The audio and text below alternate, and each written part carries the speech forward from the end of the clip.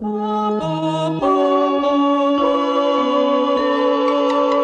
House Audiobooks presents Farewell, My Lovely, written by Raymond Chandler, read for you by Joe Mantegna.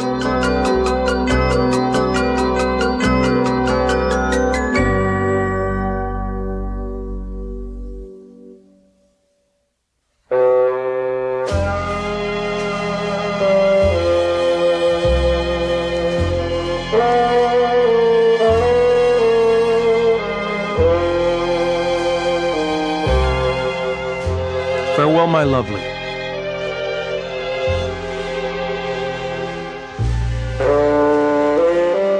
It was one of the mixed blocks over on Central Avenue, the blocks that are not yet all Negro. I had just come out of a 3-chair barber shop where an agency thought a relief barber named Demetrius Aliitis might be working. It was a small matter. His wife said she was willing to spend a little money to have him come home. I never found him, but Mrs. Aliitis never paid me any money either. It was a warm day, almost the end of March, and I stood outside the barber shop looking up at the jutting neon sign of a second-floor dine and dice emporium called Florian's. A man was looking up at the sign, too. He was looking up at the dusty windows with a sort of ecstatic fixity of expression, like a hunky immigrant catching his first sight of the Statue of Liberty. He was a big man, but not more than 6 feet 5 inches tall and not wider than a beer truck. He was about 10 feet away from me. His arms hung loose at his sides, and a forgotten cigar smoked behind his enormous fingers. Slim, quiet Negroes passed up and down the street and stared at him with darting side glances. He was worth looking at.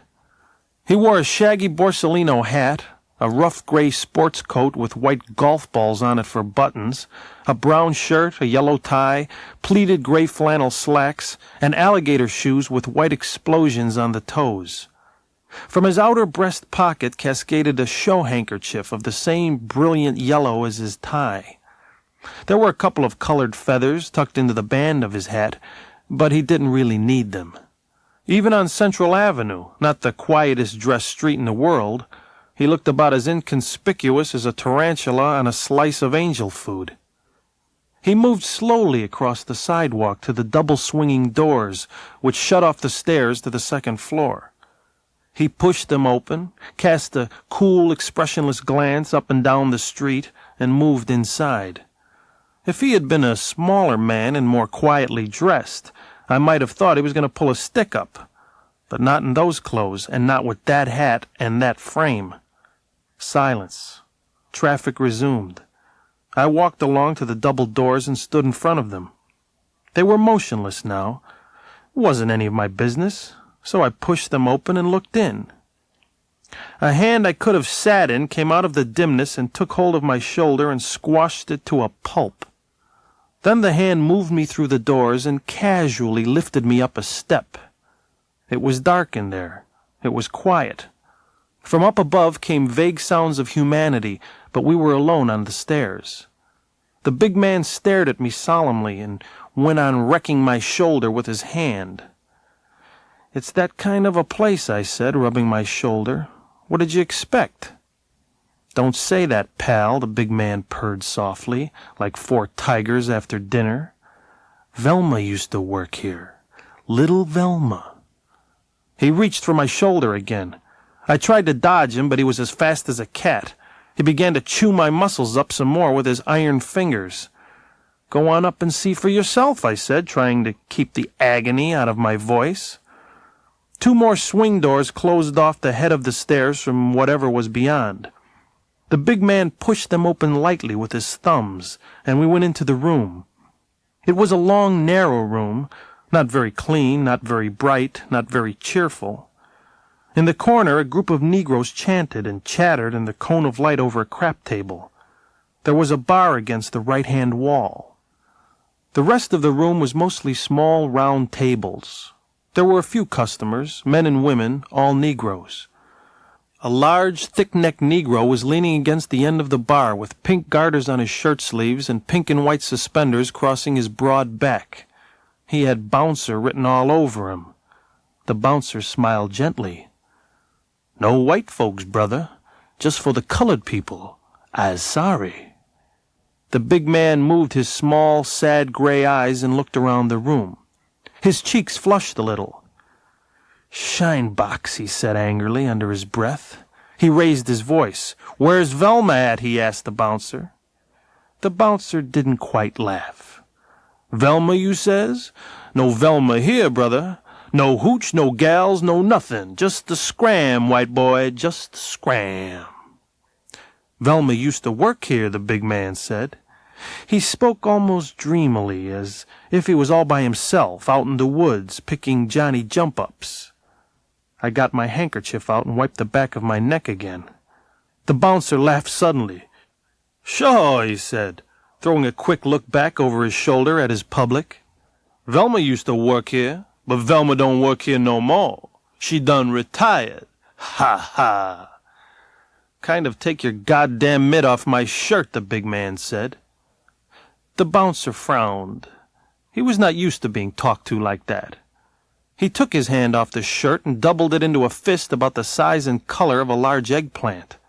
He had his job, his reputation for toughness, his public esteem to consider. He considered them for a second and made a mistake. He swung the fist very hard and short with a sudden outward jerk of the elbow and hit the big man on the side of the jaw. A soft sigh went around the room. It was a good punch. The shoulder dropped and the body swung behind it. There was a lot of weight in that punch, and the man who landed it had had plenty of practice. The big man didn't move his head more than an inch. He didn't try to block the punch. He took it, shook himself lightly, made a quiet sound in his throat, and took hold of the bouncer by the throat. The bouncer tried to knee him in the groin. The big man turned him in the air and slid his gaudy shoes apart on the scaly linoleum that covered the floor. He bent the bouncer backwards and shifted his right hand to the bouncer's belt. The belt broke like a piece of butcher's string. The big man put his enormous hands flat against the bouncer's spine and heaved. He threw him clear across the room, spinning and staggering and flailing with his arms. 3 men jumped out of the way. The bouncer went over with the table and smacked into the baseboard with a crash that must have been heard in Denver. His legs twitched. Then he lay still. "Some guys," the big man said, "has got wrong ideas about when to get tough." He turned to me. "Yeah," he said, "let's you and me nibble one." They ordered whiskey sours. The bartender, a thin, worried-looking man, told them the place had changed hands at least 5 years ago. "There ain't nothing left of the joint," the big man complained. "There was a little stage and band and cute little rooms where a guy could have fun. Velma did some warbling. A redhead she was. Cute as lace pants. We was to have been married when they hung the frame on me." I took my second whiskey sour. I was beginning to have enough of the adventure. "What frame?" I asked. "Where you figure I've been them 8 years I said about. Catching butterflies." He prodded his chest with a forefinger like a banana. "In the caboose. Malloy is the name. They call me Moose Malloy on account of I'm large. The Great Bend Bank job, 40 grand, solo job. Ain't that something?" "You gonna spend it now?" He gave me a sharp look. There was a noise behind us. The bouncer was on his feet again, weaving a little. He had his hand on the knob of a dark door over behind the crap table. He got the door open, half fell through. The door clattered shut. A lock clicked. "Where's that go?" Moose Malloy demanded. The barman's eyes floated in his head, focused with difficulty on the door through which the bouncer had stumbled. That's Mr. Montgomery's office, he's the boss. He's got his office back there." Moose went through the dark door, shaking at first to force the lock. While he was gone, Marlowe and the bartender looked at each other. Pretty soon it came. A dull, flat sound that probably wasn't a door slamming. The door at the back opened with a bang, and Moose Malloy came through it with a smooth, heavy lunge and stopped dead, his feet planted and a wide, pale grin on his face. A Colt Army .45 looked like a toy pistol in his hand. "Don't nobody try to fancy pants," he said cozily. "Freeze the mitts on the bar." The barman and I put our hands on the bar. "Mr. Montgomery don't know where Velma was neither," he said. "He tried to tell me with this." His hard hand patted the gun. I turned slowly and looked at him. "Yeah," he said, "you'll know me. You ain't forgetting me, pal. Just tell them Johns not to get careless is all." He waggled the gun. "Well, so long, punks. I gotta catch a streetcar." He started towards the head of the stairs. "You didn't pay for the drinks," I said. He stopped and looked at me carefully. "Maybe you got something there," he said, "but I wouldn't squeeze it too hard." He moved on, slipped through the double doors, and his steps sounded remotely going down the stairs. I went back around the end of the bar and across the room to the gaping door behind the crap table. There was a hallway behind it, L-shaped, almost lightless. The bouncer lay sprawled on its floor unconscious, with a knife in his hand.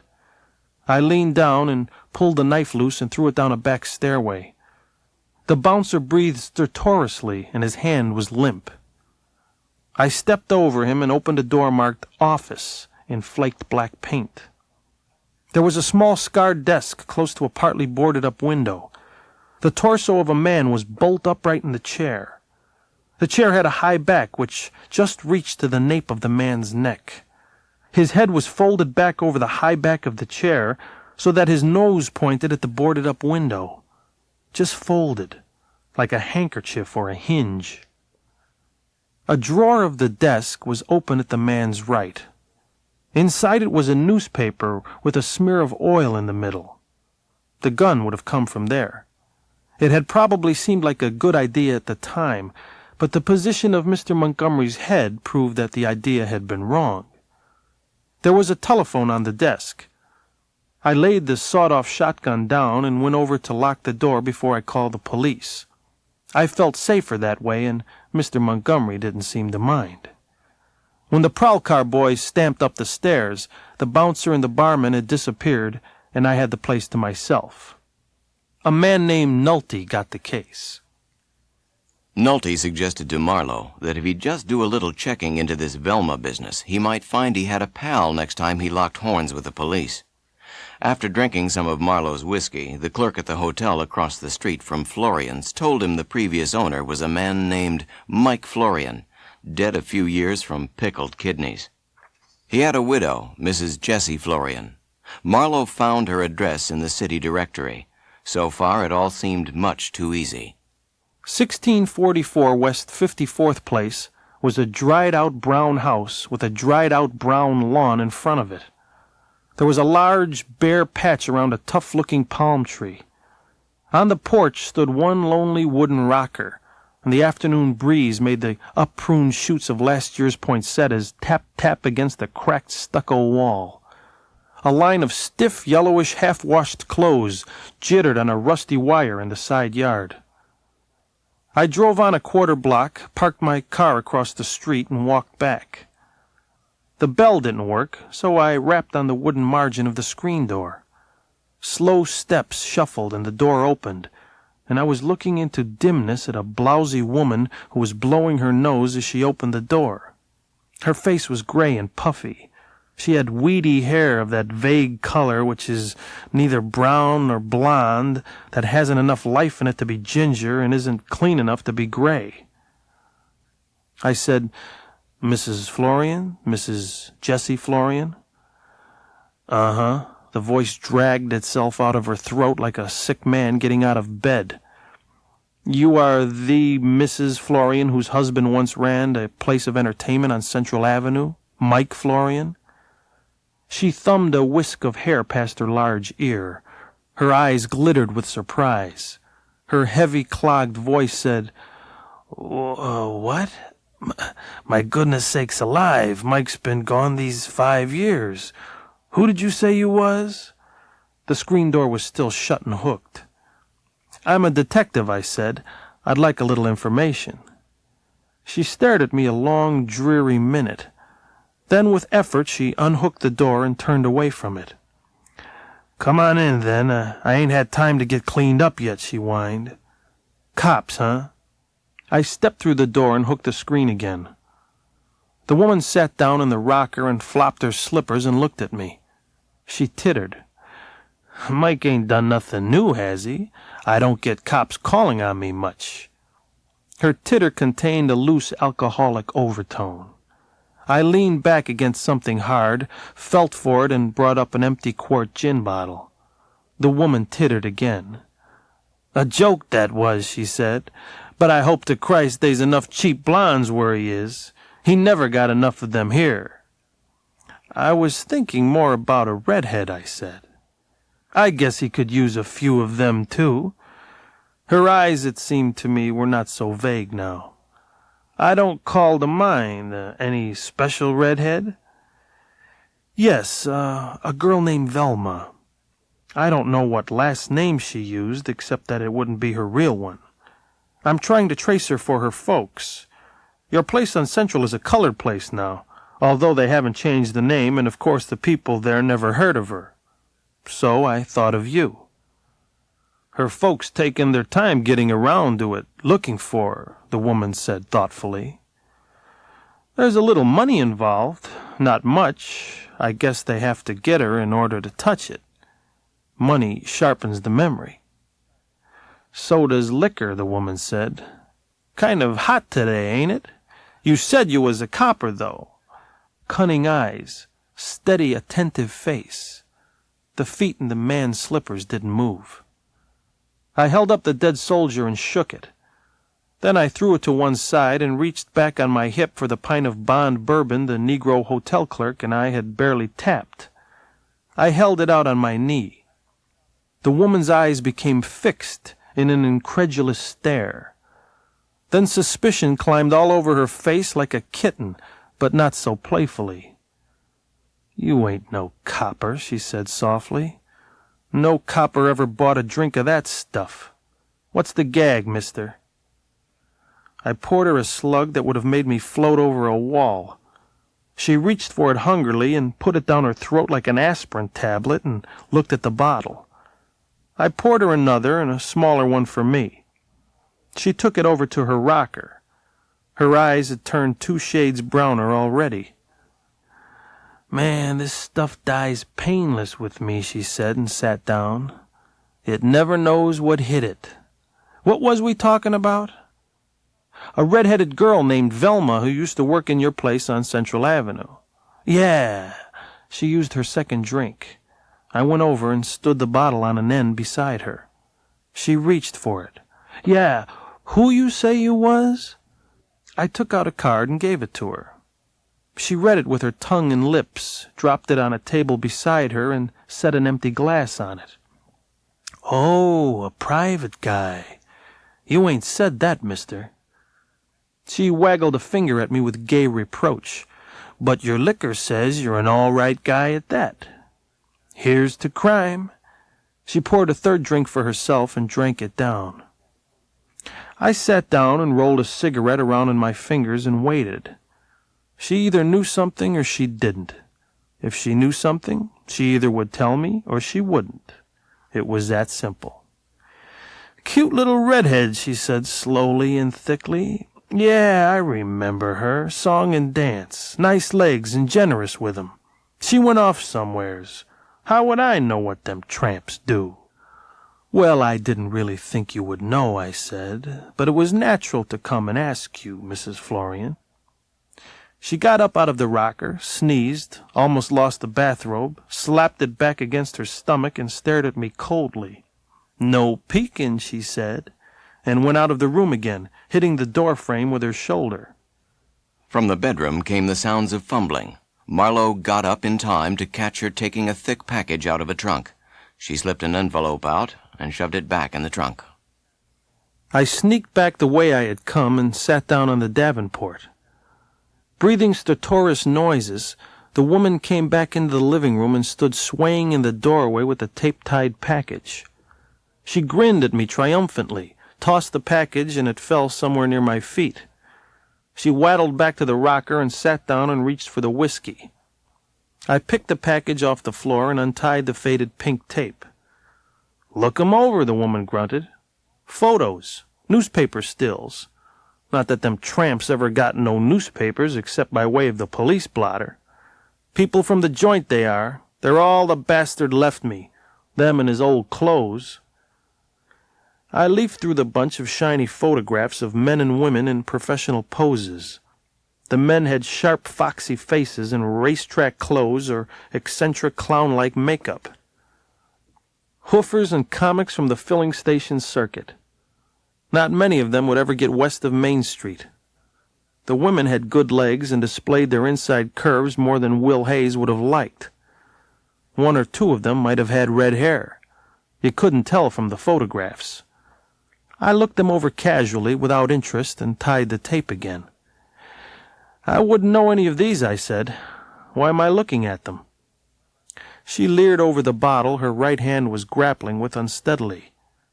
Ain't you looking for Velma? Is she one of these? Thick cunning played on her face, had no fun there, and went somewhere else. Ain't you got a photo of her, from her folks? No. That troubled her. Every girl has a photo somewhere, if it's only in short dresses with a bow in her hair. I should have had it. I ain't beginning to like you again, the woman said almost quietly. I stood up with my glass and went over and put it down beside hers on the end table. Pour me a drink before you kill the bottle. She reached for the glass, and I turned and walked swiftly through the square arch into the dining room, into the hall, into the cluttered bedroom with the open trunk and the spilled tray. A voice shouted behind me. I plunged ahead down into the right side of the trunk, felt an envelope, and brought it up swiftly. She was out of her chair when I got back to the living room, but she had only taken 2 or 3 steps. Her eyes had a peculiar glassiness, a murderous glassiness. "Sit down," I snarled at her deliberately. "You're not dealing with a simple-minded lug like Moose Malloy this time." It was a shot more or less in the dark, and it didn't hit anything. She blinked twice and tried to lift her nose with her upper lip. Some dirty teeth showed in a rabbit leer. "Moose? The Moose? What about him?" she gulped. "He's loose," I said. "Out of jail. He's wandering with a .45 gun in his hand. He killed a nigger over on Central this morning because he wouldn't tell him where Velma was. Now he's looking for the fink that turned him up 8 years ago." A white look smeared the woman's face. She pushed the bottle against her lips and gurgled at it. Some of the whiskey ran down her chin. "And the cops are looking for him," she said and laughed. "Cops. Yeah." A lovely old woman. I liked being with her. I liked getting her drunk for my own sordid purposes. I was a swell guy. I enjoyed being me. You find almost anything under your hand in my business, but I was beginning to be a little sick at my stomach. I opened the envelope my hand was clutching and drew out a glazed still. It was like the others, but it was different, much nicer. The girl wore a Pierrot costume from the waist up. Under the white conical hat with a black pom-pom on the top, her fluffed-out hair had a dark tinge that might have been red. The face was in profile, but the visible eye seemed to have gaiety in it. I wouldn't say the face was lovely and unspoiled. I'm not that good at faces. But it was pretty. People have been nice to that face, or nice enough for their circle. Below the waist, the photo was mostly legs, and very nice legs at that. It was signed across the lower right-hand corner. "Always yours, Velma Valento." I held it up in front of the Florian woman, out of her reach. She lunged, but came short. "Why hide it?" I asked. "She's dead," the woman said. "She was a good kid, but she's dead, copper. Beat it." Suddenly I had enough of the scene, too much of it, far too much of it. I picked my hat off the davenport and went over to the door and opened it and went out past the screen. In the next house, a window curtain was drawn aside, and a narrow, intent face was close to the glass, peering, an old woman's face with white hair and a sharp nose. Old Nosey checking up on the neighbors. There's always at least one like her to the block. I waved a hand at her. The curtain fell. He gave the photos to Nolte, then went back to his office. He was contemplating a picture of Rembrandt on his calendar when the phone rang. You are Philip Marlowe, a private detective? Check. Oh, you mean yes. You have been recommended to me as a man who can be trusted to keep his mouth shut. I should like you to come to my house at 7 o'clock this evening. We can discuss a matter. My name is Lindsey Marriott, and I live at 4212 Cabrillo Street, Montemar Vista. Do you know where that is? I know where Montemar Vista is, Mr. Marriott. Yes, well, Cabrillo Street is rather hard to find. The streets down here are all laid out in a pattern of interesting but intricate curves.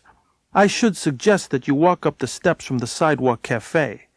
If you do that, Cabrillo is the third street you come to, and my house is the only one on the block. At 7, then? What is the nature of the employment, Mr. Marriott? I should prefer not to discuss that over the phone. Can't you give me some idea? Montemar Vista is quite a distance.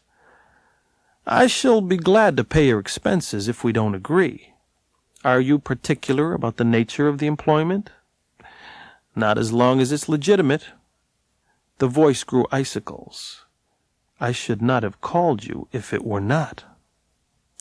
A Harvard boy. Nice use of the subjunctive mood. The end of my foot itched, but my bank account was still trying to crawl under a duck. I put honey into my voice and said, Many thanks for calling me, Mr. Marriott. I'll be there. Montemar Vista was a few dozen houses of various sizes and shapes hanging by their teeth and eyebrows to a spur of mountain and looking as if a good sneeze would drop them among the box lunches on the beach. There were 280 steps up to Cabrillo Street. When I was breathing more or less normally again, I shook my shirt loose from my back and went along to the lighted house, which was the only one within yelling distance of the steps. It was a nice little house, with a salt-tarnished spiral of staircase going up to the front door and an imitation coach lamp for a porch light. The garage was underneath and to one side. Its door was lifted up and rolled back, and the light of the porch lamp shone obliquely on a huge black battleship of a car with chromium trimmings, a coyote tail tied to the winged Victory on the radiator cap, and engraved initials where the emblem should be. The car had a right-hand drive, and looked as if it had cost more than the house. I went up the spiral steps, looked for a bell, and used a knocker in the shape of a tiger's head. Its clatter was swallowed in the early evening fog. I heard no steps in the house. My damp shirt felt like an ice pack on my back. The door opened silently, and I was looking at a tall blond man in a white flannel suit with a violet satin scarf around his neck. There was a cornflower in the lapel of his white coat, and his pale blue eyes looked faded out by comparison.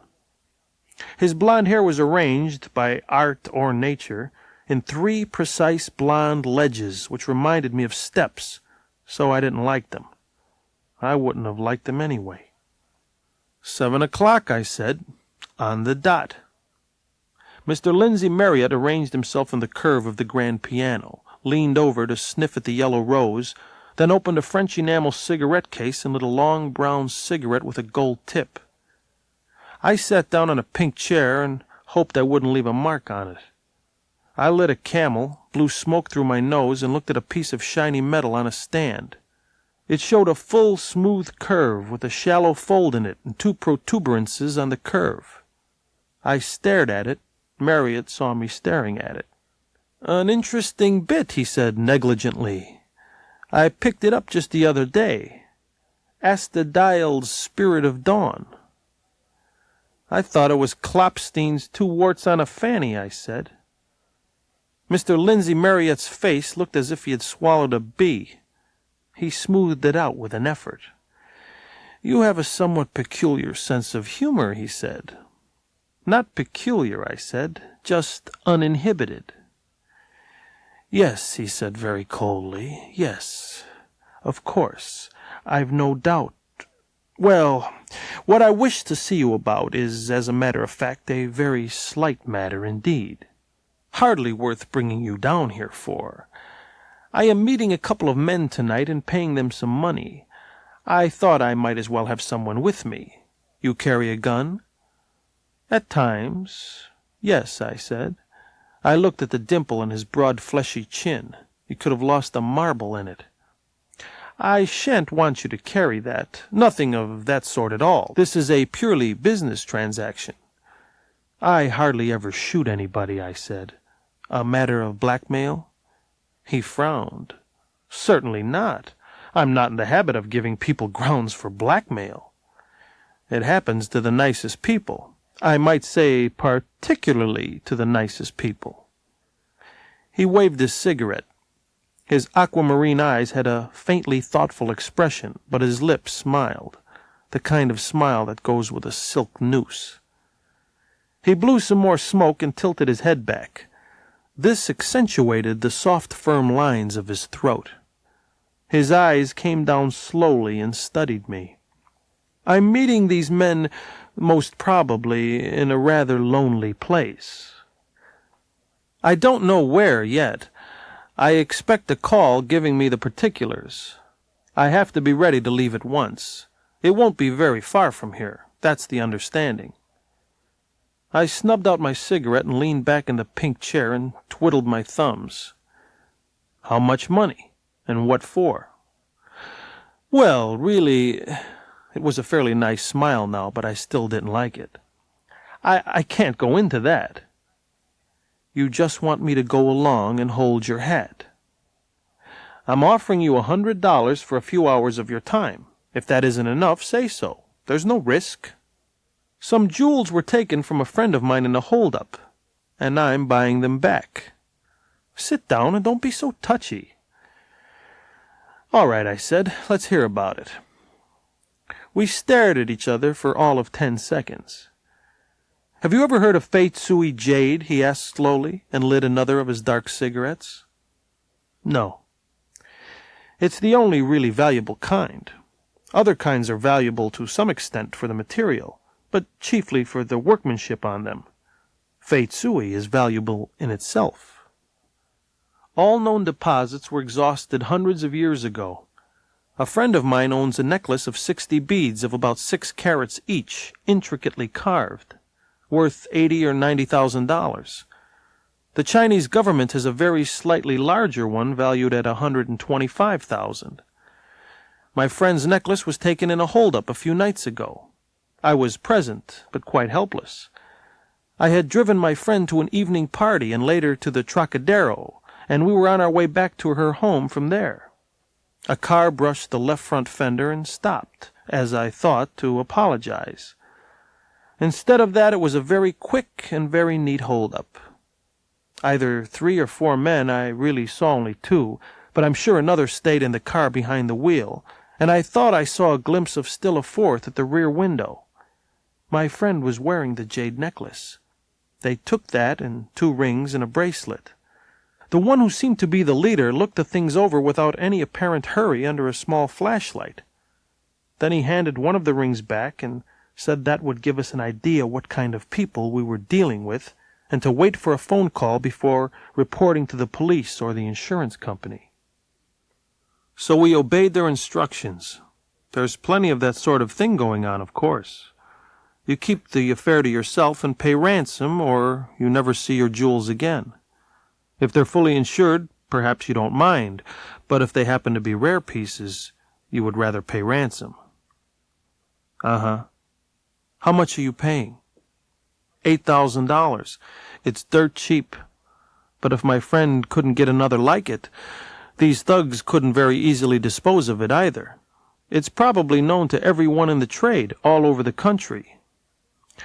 This friend of yours, does she have a name? I'd prefer not to mention it at the moment. Who told you about me? He laughed. His laugh was rather boyish, but not a very young boy. Well, as a matter of fact, I'll have to confess, I merely picked your name at random out of the phone book. You see, I hadn't intended to have anyone go with me. Then this afternoon I got to thinking, why not?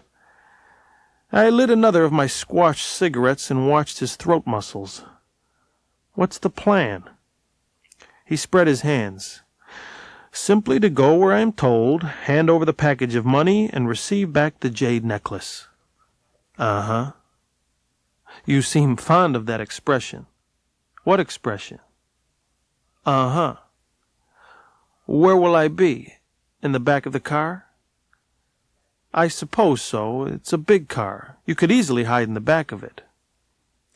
Listen, I said slowly. You plan to go out with me, hidden in your car, to a destination you are to get over the phone sometime tonight. You will have $8,000 in currency on you, and with that you are supposed to buy back a jade necklace worth 10 or 12 times that much. What you will probably get will be a package you won't be allowed to open, providing you get anything at all. It's just as likely that they will simply take your money, count it over in some other place, and mail you the necklace if they feel big-hearted. There's nothing to prevent them double-crossing you. Certainly nothing I could do would stop them. These are heist guys. They're tough. They might even knock you on the head, not hard, just enough to delay you while they go on their way. Well, as a matter of fact, I'm a little afraid of something like that, he said quietly, and his eyes twitched. I suppose that's really why I wanted somebody with me. Did they put a flash on you when they pulled the stick up? He shook his head no. No matter. They've had a dozen chances to look you over since. They probably knew all about you before that anyway. These jobs are cased. They're cased the way a dentist cases your tooth for a gold inlay. You go out with this dame much? Well, not infrequently, he said stiffly. Married? Look here, he snapped. Suppose we leave the lady out of this entirely. Okay, I said, but the more I know, the fewer cups I break. I ought to walk away from this job, Marriott. I really ought. If the guys want to play ball, you don't need me. If they don't want to play ball, I can't do anything about it. All I want is your company, he said quickly. I shrugged and spread my hands. Okay, but I drive the car and carry the money, and you do the hiding in the back. We're about the same height. If there's any question, we'll just tell them the truth. Nothing to lose by it. No. He bit his lip. I'm getting $100 for doing nothing. If anybody gets conked, it ought to be me. The call came at 10 minutes past 8. Where do we go?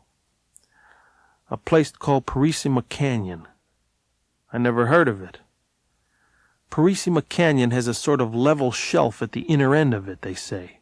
This is walled off from the road by a white fence of 4x4s, but you can just squeeze by.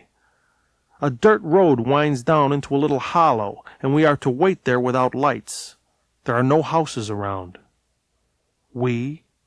Well, I mean I, theoretically. Oh. He handed me the manila envelope, and I opened it up and looked at what was inside. It was money, all right, a huge wad of currency. I didn't count it. I snapped the rubber around again and stuffed the packet down inside my overcoat. It almost caved in a rib. For about 12 minutes, Marlowe guided the smooth foreign car up and down the twisting streets. Then the paved avenue ended abruptly in a dirt road packed as hard as concrete in dry weather. The lights of the Belvedere Beach Club hung in the air to the right, and far ahead there was a gleam of moving water. The acrid smell of the sage filled the night.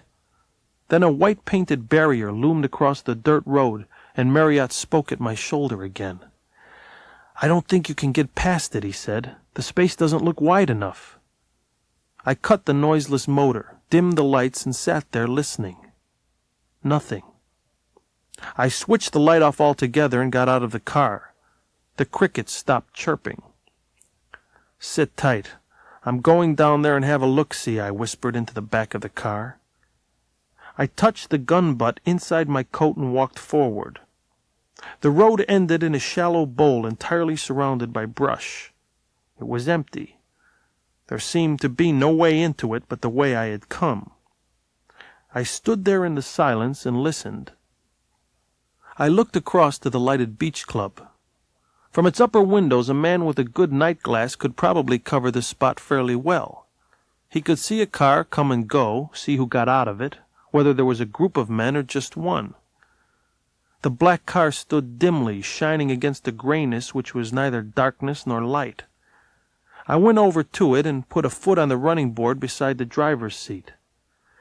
"Looks like a tryout," I said under my breath, but loud enough for Marriott to hear me from the back of the car.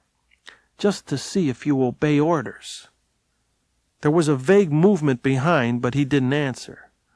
I went on trying to see something besides bushes. Whoever it was had a nice easy shot at the back of my head.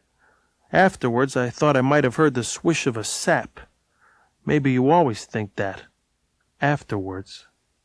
When he came to, the manila envelope was gone. So was the car. Marlowe figured he'd been out about 20 minutes. 20 minutes sleep. Just a nice doze. In that time I had muffed a job and lost $8,000. Well, why not? In 20 minutes you can sink a battleship, down 3 or 4 planes, hold a double execution. You can die, get married, get fired and find a new job, have a tooth pulled, have your tonsils out. 20 minutes sleep. That's a long time, especially on a cold night out in the open. I began to shiver. I went over where the car had stood and got a fountain pen flash unclipped from my pocket and poked the little light down at the ground. The soil was red loam, very hard in dry weather, but the weather was not bone dry. I could see, very faint, the tread marks of the heavy 10-ply Vogue tires. I put the light on them and bent over, and the pain made my head dizzy. I started to follow the tracks. They went straight ahead for a dozen feet, then swung over to the left. They didn't turn. They went towards the gap at the left-hand end of the white barricade. Then I lost them. I went on down, rounded the curve, and was at the edge of the hollow closed in by brush. It was there, all right. Empty. A motor throbbed above the rim of the brush. I didn't jump more than a foot. The flash in my hand went out. A gun slid into my hand all by itself. Then headlight beams tilted up towards the sky, then tilted down again. The motor sounded like a small car. It had that contented sound that comes with moisture in the air. The car came on down the hill. I slipped the gun out of my pocket and crouched behind the motor of Marriott's car. The coupe stopped. Silence. Even the crickets were silent. Then a beam of light cut the darkness low down, parallel to the ground and only a few inches above it. The beam swept, and there was no way I could get my ankles out of it quickly enough. The beam stopped on my feet. Silence. The beam came up and raked the top of the hood again. Then a laugh. It was a girl's laugh, strained, taut as a mandolin wire. A strange sound in that place. The white beam shot under the car again and settled on my feet. The voice said, not quite shrilly, "All right, you, come out of there with your hands up and very damned empty. You're covered." I didn't move. The light wavered a little, as though the hand that held it wavered. It swept slowly along the hood once more. The voice stabbed at me again. "Listen, stranger, I'm holding a 10-shot automatic. I can shoot straight. Both your feet are vulnerable. What do you bid?" I moved around the front of the car towards her. When I was 6 feet from the slim, dark figure behind the flash, I stopped. The flash glared at me steadily. "You stay right there," the girl snapped angrily after I had stopped. "Who are you?" "Let's see your gun." She held it forward into the light. It was pointed at my stomach. It was a little gun. It looked like a small coat vest pocket automatic. "Oh, Dad," I said. "That toy." Is that your car?" "No." "Who are you?" "What were you looking at back there with your spotlight?" "I get it. You ask the answers. He-Man stuff. I was looking at a man." "Does he have blonde hair and waves?" "Not now," she said quietly. "He might have had. Once." That jarred me. Somehow I hadn't expected it. "I didn't see him," I said lamely. "I was following the tire marks with a flashlight down the hill. Is he badly hurt?" I went another step towards her. The little gun jumped at me and the flash held steady. "Take it easy," she said quietly. "Very easy. Your friend is dead." I didn't say anything for a moment. Then I said, "All right, let's go look at him." "Give me the flash," I said, and reached back. He lay smeared to the ground on his back at the base of a bush, in that bag of clothes position that always means the same thing. His face was a face I had never seen before. His hair was dark with blood. The beautiful blonde ledges were tangled with blood in some thick grayish ooze like primeval slime. The girl behind me breathed hard, but she didn't speak. I held the light on his face. He had been beaten to a pulp. One of his hands was flung out in a frozen gesture, the fingers curled. His overcoat was half twisted under him, as though he had rolled as he fell. His legs were crossed. There was a trickle as black as dirty oil at the corner of his mouth. "Hold a flash on him," I said, passing it back to her, "if it doesn't make you sick." She took it and held it without a word, as steady as an old homicide veteran. I got my fountain pen flash out again and started to go through his pockets, trying not to move him. He had loose silver and bills in one trouser pocket, a tooled leather key case in the other, also a small knife. His left hip pocket yielded a small billfold with more currency, insurance cards, a driver's license, a couple of receipts. In his coat, loose match folders, a gold pencil clipped to a pocket, 2 thin cambric handkerchiefs as fine and white as dry powdered snow. Then the enamel cigarette case from which I had seen him take his brown gold-tipped cigarettes. They were South American, from Montevideo. And in the other inside pocket a second cigarette case I hadn't seen before. It was made of embroidered silk, a dragon on each side, a frame of imitation tortoiseshell so thin it was hardly there at all. I tickled the catch open and looked in at 3 oversized Russian cigarettes under the band of elastic. I pinched one. They felt old and dry and loose.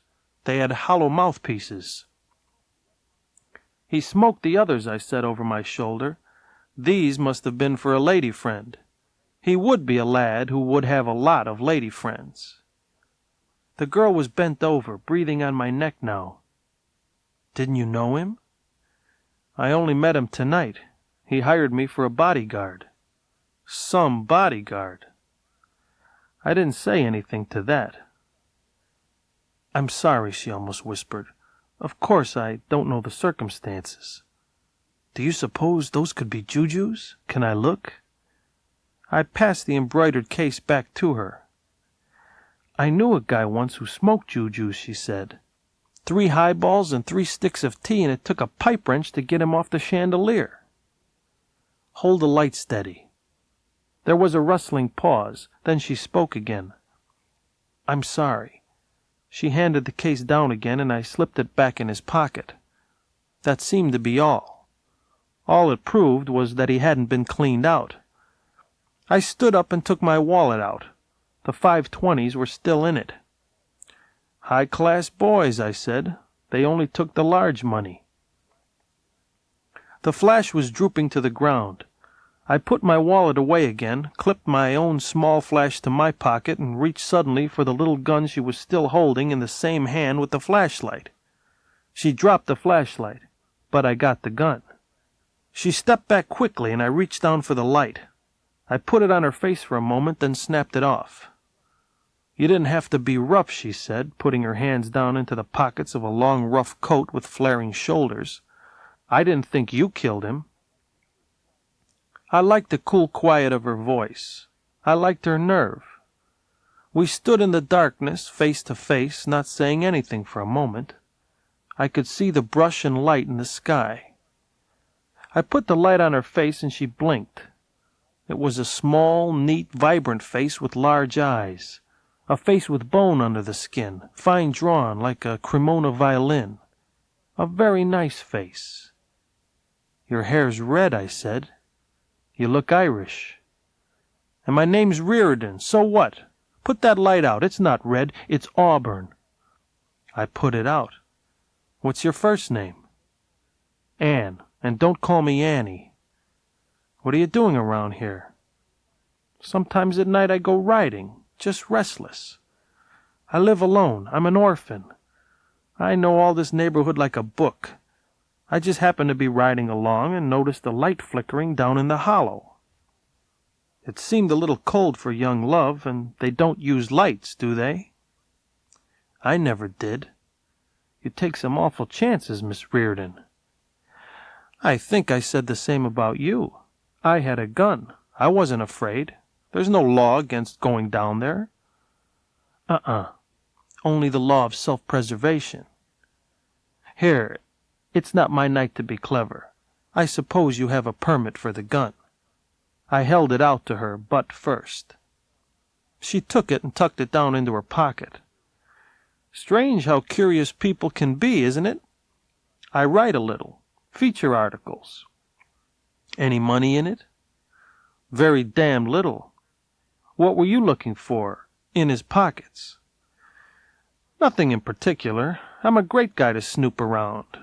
We had $8,000 to buy back some stolen jewelry for a lady. We got hijacked. Why they killed him, I don't know. He didn't strike me as a fellow who would put up much of a fight. She offered him a ride, but Marlowe refused. He needed time to think before seeing the law. He got out at his car. It was an hour and a half later. The body had been taken away, the ground gone over, and I had told my story 3 or 4 times. The man across the table from me was named Randall, and he was from Central Homicide in Los Angeles. He was a thin, quiet man of 50, with smooth, creamy gray hair, cold eyes, a distant manner. He wore a dark red tie with black spots on it, and the spots kept dancing in front of my eyes. Randall said coldly, "The oftener you tell this story, the sillier it sounds. This man Marriott had been negotiating for days, no doubt, about this payoff, and then just a few hours before the final meeting, he calls up a perfect stranger and hires him to go with him as a bodyguard." "Not exactly as a bodyguard," I said. "I didn't even tell him I had a gun. Just for company." "Where did he hear of you?" "First he said a mutual friend, then that he just picked my name out of the book." Randall poked gently among the stuff on the table and detached a white card with an air of touching something not quite clean. He pushed it along the wood. "He had your card, your business card." I glanced at the card. It had come out of his billfold, together with a number of other cards I hadn't bothered to examine back there in the hollow of Parissima Canyon. It was one of my cards, all right. It looked rather dirty at that for a man like Marriott. There was a round smear across one corner. "Sure," I said. "I hand those out whenever I get a chance, naturally." "Marriott let you carry the money?" Randall said. $8,000? He was rather a trusting soul. I drew on my cigarette and blew the smoke towards the ceiling. The light hurt my eyes. The back of my head ached. "I don't have the $8,000, I said. "Sorry." "We don't know anything about Marriott. Yet," Randall said slowly. "I suppose it's at least possible he meant to steal the $8,000 himself." "Huh?" I felt surprised. I probably looked surprised. Nothing changed in Randall's smooth face. "Did you count the money?" "Of course not. He just gave me a package. There was money in it, and it looked like a lot. He said it was $8 grand. Why would he want to steal it from me when he already had it before I came on the scene?" Randall looked at a corner of the ceiling and drew his mouth down at the corners. He shrugged. "Go back a bit," he said.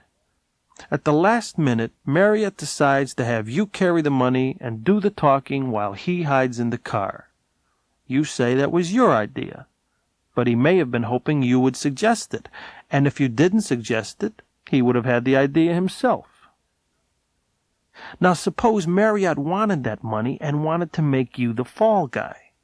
wouldn't he have acted just the way he did? It's a swell theory, I said. Marriott socked me, took the money, then he got sorry and beat his brains out, after first burying the money under a bush. Randall looked at me woodenly. He had an accomplice, of course. Both of you were supposed to be knocked out, and the accomplice would beat it with the money. Only the accomplice double-crossed Marriott by killing him. He didn't have to kill you because you didn't know him. We don't know enough to even start theorizing, I said. Why not assume he was telling the truth, and that he perhaps recognized one of the stick-up men? That's another thing, he said. How did you get here? I drove my car. Where was your car? Down at Montemar Vista in a parking lot by the Sidewalk Cafe. He looked at me very thoughtfully. The dicks behind him looked at me suspiciously. The drunk in the cell tried to yodel, but his voice cracked, and that discouraged him. He began to cry. I walked back to the highway, I said. I flagged the car. A girl was driving it alone. She stopped and took me down. Some girl, Randall said. It was late at night on a lonely road, and she stopped. Randall leaned forward and stared at me carefully. If you're holding anything back, with the idea of working on this case yourself to make yourself a little publicity, I'd forget it, Marlowe. I don't like all the points in your story, and I'm going to give you the night to think it over. Tomorrow I'll probably ask you for a sworn statement. In the meantime, let me give you a tip. This is a murder and a police job, and we wouldn't want your help even if it was good. All we want from you is facts. Get me? Sure. Can I go home now? I don't feel any too well. You can go home now. His eyes were icy. I got up and started towards the door in a dead silence. When I had gone 4 steps, Randall cleared his throat and said carelessly, "Oh, one small point. Did you notice what kind of cigarettes Marriott smoked?" I turned. Yes, brown ones, South American, in a French enamel case. He leaned forward and pushed the embroidered silk case out of the pile of junk on the table and then pulled it towards him. Ever see this one before? Sure, I was just looking at it. I mean earlier this evening. I believe I did, I said. Lying around somewhere. Why? You didn't search the body? Okay, I said. Yes, I looked through his pockets. That was in one of them. I'm sorry. Just professional curiosity. I didn't disturb anything. After all, he was my client. Randall took hold of the embroidered case with both hands and opened it. He sat looking into it. It was empty. The 3 cigarettes were gone. I bit hard on my teeth and kept the tired look on my face. It was not easy. Did you see him smoke a cigarette out of this? No. Randall nodded coolly. It's empty, as you see. But it was in his pocket just the same. There's a little dust in it. I'm going to have it examined under a microscope. I'm not sure, but I have an idea it's marijuana. I said, if he had any of those, I should think he would have smoked a couple tonight. He needed something to cheer him up. Randall closed the case carefully and pushed it away. That's all, he said, and keep your nose clean. The next morning, when he walked into his office, Ann Reardon looked up from a magazine and smiled. She said cheerfully, "Would you like to know who that jade necklace belonged to?" I didn't say anything to you about a jade necklace. No, but Lieutenant Randall did. Somebody ought to sew buttons on his face. He knew my father. My father was a cop. I promised not to tell. You're telling me. You knew already, silly. You did know, didn't you? She breathed the words hushedly. I thought it was diamonds, a bracelet, a pair of earrings, a pendant, 3 rings, one of the rings with emeralds, too. You have such nice brown eyes, she said, and you think you're tough. Well, who does it belong to, and how did you find out? I found out very simply. I thought the best jeweler in town would probably know, so I went and asked the manager of Blocks. I told him I was a writer and wanted to do an article on rare jade. You know the line. So he believed your red hair and your beautiful figure. She flushed clear to the temples. Well, he told me anyway. It belongs to a rich lady who lives in Bay City, in an estate on the canyon. Mrs. Lewin Lockridge Grail. Her husband is an investment banker or something, enormously rich, worth about 20 millions. He used to own a radio station in Beverly Hills, station KFDK, and Mrs. Grail used to work there. Mr. Grail is elderly, liverish, stays home and takes calomel while Mrs. Grail goes places and has a good time. This manager of Blocks, I said, he's a fellow that gets around. Oh, I didn't get all that from him, silly. Just about the necklace. The rest I got from Giddy Gertie Arbogast. Giddy Gertie is the society editor of the Chronicle. I've known him for years. He weighs 200 and wears a Hitler mustache. He got out his morgue file on the Grails. Look. She reached into her bag and slid a photograph across the desk, a 5x3 glazed still. It was a blonde to make a bishop kick a hole in a stained-glass window. She was wearing street clothes that looked black and white, and a hat to match, and she was a little haughty, but not too much. Whatever you needed, wherever you happened to be, she had it. About 30 years old. I poured a fast drink and burned my throat getting it down. Take it away, I said. I'll start jumping. I called her up. She'll see you. On business. What will she see me about? Her necklace, of course. It was like this.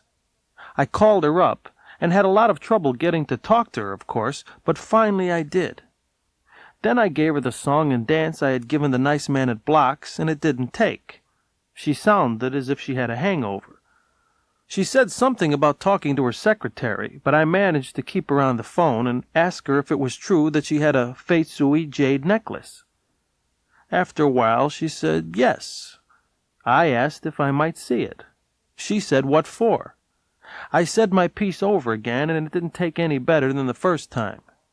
I could hear her yawning and bawling somebody outside the mouthpiece for putting me on. Then I said I was working for Philip Marlowe.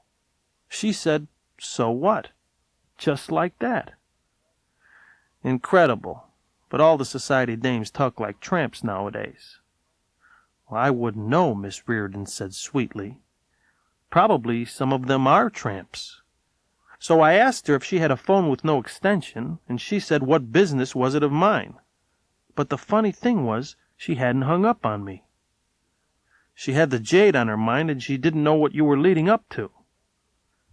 And she may have heard from Randall already. Miss Reardon shook her head. No, I called him later, and he didn't know who owned the necklace until I told him. He was quite surprised that I'd found out. So I said to Mrs. Grail, you'd still like it back, wouldn't you? Just like that. She's already interested. So Marlowe agreed to see Mrs. Lewin Lockridge Grail. After all, the cops couldn't stop him if the offer came from her. You've forgotten something, I said. Ann Reardon stopped and turned. What? She looked all over the top of the desk. You know damn well what. Oh. She straightened up and nodded and smiled. I guess you mean these, she said, and reached quickly into her bag and laid a small tissue bag package on the desk. I reached for it, pulled a rubber band off it carefully, and opened up the paper. On it lay 3 long, thick Russian cigarettes with paper mouthpieces. I looked at her and didn't say anything. I know I shouldn't have taken them, she said, almost breathlessly. But I knew they were jujus. They usually come in plain papers, but lately around Bay City they have been putting them out like this. I've seen several. I thought it was kind of mean for the poor man to be found dead with marijuana cigarettes in his pocket. After she'd left, he slit the cigarettes open with his penknife. Rolled up in the mouthpiece of each was a calling card. Jules Amthor, it read, psychic consultant. Marlowe phoned, but it wasn't until he mentioned Marriott's name that he got an appointment. I looked at my watch once more. It was more than time for lunch. My stomach burned from the last drink. I wasn't hungry. I lit a cigarette. It tasted like a plumber's handkerchief. Then I reached for my hat and went out. I was halfway to the elevator before the thought hit me. It hit me without any reason or sense, like a dropped brick. I stopped and leaned against the marble wall and pushed my hat around on my head, and suddenly I laughed. I went back to my office and grabbed the phone. I called up a man I knew who worked on the lot books of a title company. "Can you find a property by the address alone?" I asked him. "Sure, we have a cross-index. What is it?" 1644 West 54th Place. I'd like to know a little something about the condition of the title. "I'd better call you back. What's that number?" He called back in about 3 minutes. Jesse Florian's house was held by Lindsey Marriott. Marlowe headed south, this time without taking along any liquor. Before stopping at Mrs. Florian's, though, he decided to introduce himself to Old Nosey next door. "Describe the big man to me, the one that had a gun and made you call up." She described him with complete accuracy. It was Malloy, all right. "What kind of car did he drive?" "A little car. He couldn't hardly get into it." "That's all you can say? This man's a murderer." Her mouth gaped, but her eyes were pleased. "Land sakes, I wish I could tell you, young man, but I never knew much about cars. Murder, huh? Folks ain't safe a minute in this town. When I come here 22 years ago, we didn't lock our doors hardly. Now it's gangsters and crooked police and politicians fighting each other with machine guns, so I've heard. Scandalous is what it is, young man." "Yeah. What do you know about Mrs. Florian?" The small mouth puckered. "She ain't neighborly. Plays her radio loud late nights. Sings. She don't talk to anybody." She leaned forward a little. "I'm not positive, but my opinion is she drinks liquor." "She have many visitors?" Her eyes receded, and her chin followed them. I opened the screen door and stepped through it and thanked her again. She was smiling now. Her smile was as sharp as her eyes. "Gets a registered letter first of every month," she said suddenly. I turned and waited. She leaned towards me. "I see the mailman go up to the door and get her to sign. First day of every month. Dresses up then and goes out. Don't come home till all hours. Sings half the night. Times I could have called the police, it was so loud." I patted the thin, malicious arm. "You're 1 in 1,000, Mrs. Morrison," I said. I put my hat on, tipped it to her, and left. Halfway down the walk, I thought of something and swung back. She was still standing inside the screen door with the house door open behind her. I went back up on the steps. "Tomorrow's the 1st, I said. 1st of April. April Fool's Day. Be sure to notice whether she gets her registered letter, will you, Mrs. Morrison?"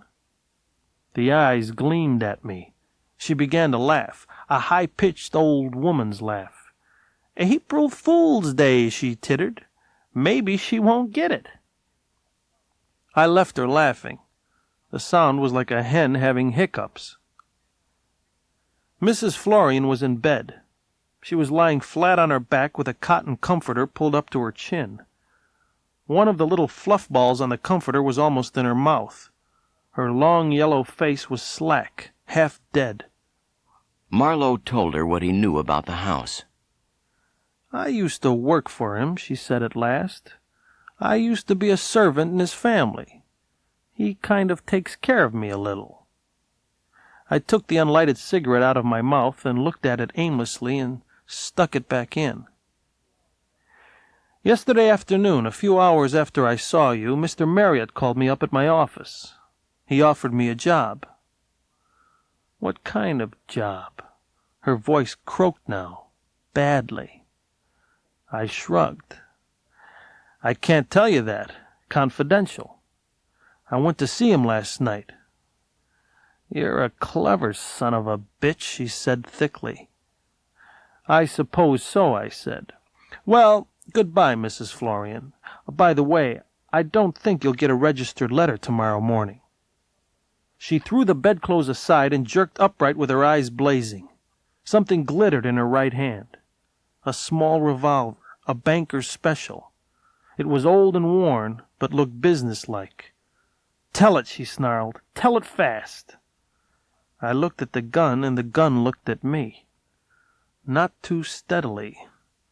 The hand behind it began to shake, but the eyes still blazed. Saliva bubbled at the corners of her mouth. "You and I could work together," I said. The gun in her jaw dropped at the same time. I was inches from the door. While the gun was still dropping, I slid through it and beyond the opening. "Think it over," I called back. There was no sound of any kind. Back at the office, the phone was ringing. It was Mrs. Grail's butler. Marlowe was being summoned. The house was smaller than Buckingham Palace, rather gray for California, and probably had fewer windows than the Chrysler Building. A man in a striped vest and gilt buttons opened the door, bowed, took my hat, and was through for the day. The butler reached the door and opened it against voices and stood aside, and I went in. It was a nice room with large Chesterfields and lounging chairs done in pale yellow leather arranged around a fireplace, in front of which, on the glossy but not slippery floor, lay a rug as thin as silk and as old as Aesop's ant. A jet of flowers glistened in a corner, another on a low table. The walls were of dull painted parchment. There was comfort, space, coziness, a dash of the very modern and a dash of the very old, and three people sitting in a sudden silence watching me cross the floor. One of them was Anne Reardon, looking just as I had seen her last, except that she was holding a glass of amber fluid in her hand. One was a tall, thin, sad-faced man with a stony chin and deep eyes and no color in his face but an unhealthy yellow. He was a good 60, or rather a bad 60. He wore a dark business suit, a red carnation, and looked subdued. The third was the blonde. She was dressed to go out in a pale greenish blue. I didn't pay much attention to her clothes. They were what the guy designed for her, and she would go to the right man. The effect was to make her look very young, and to make her lapis lazuli eyes look very blue. Her hair was of the gold of old paintings, and had been fussed with just enough, but not too much. She had a full set of curves which nobody had been able to improve on.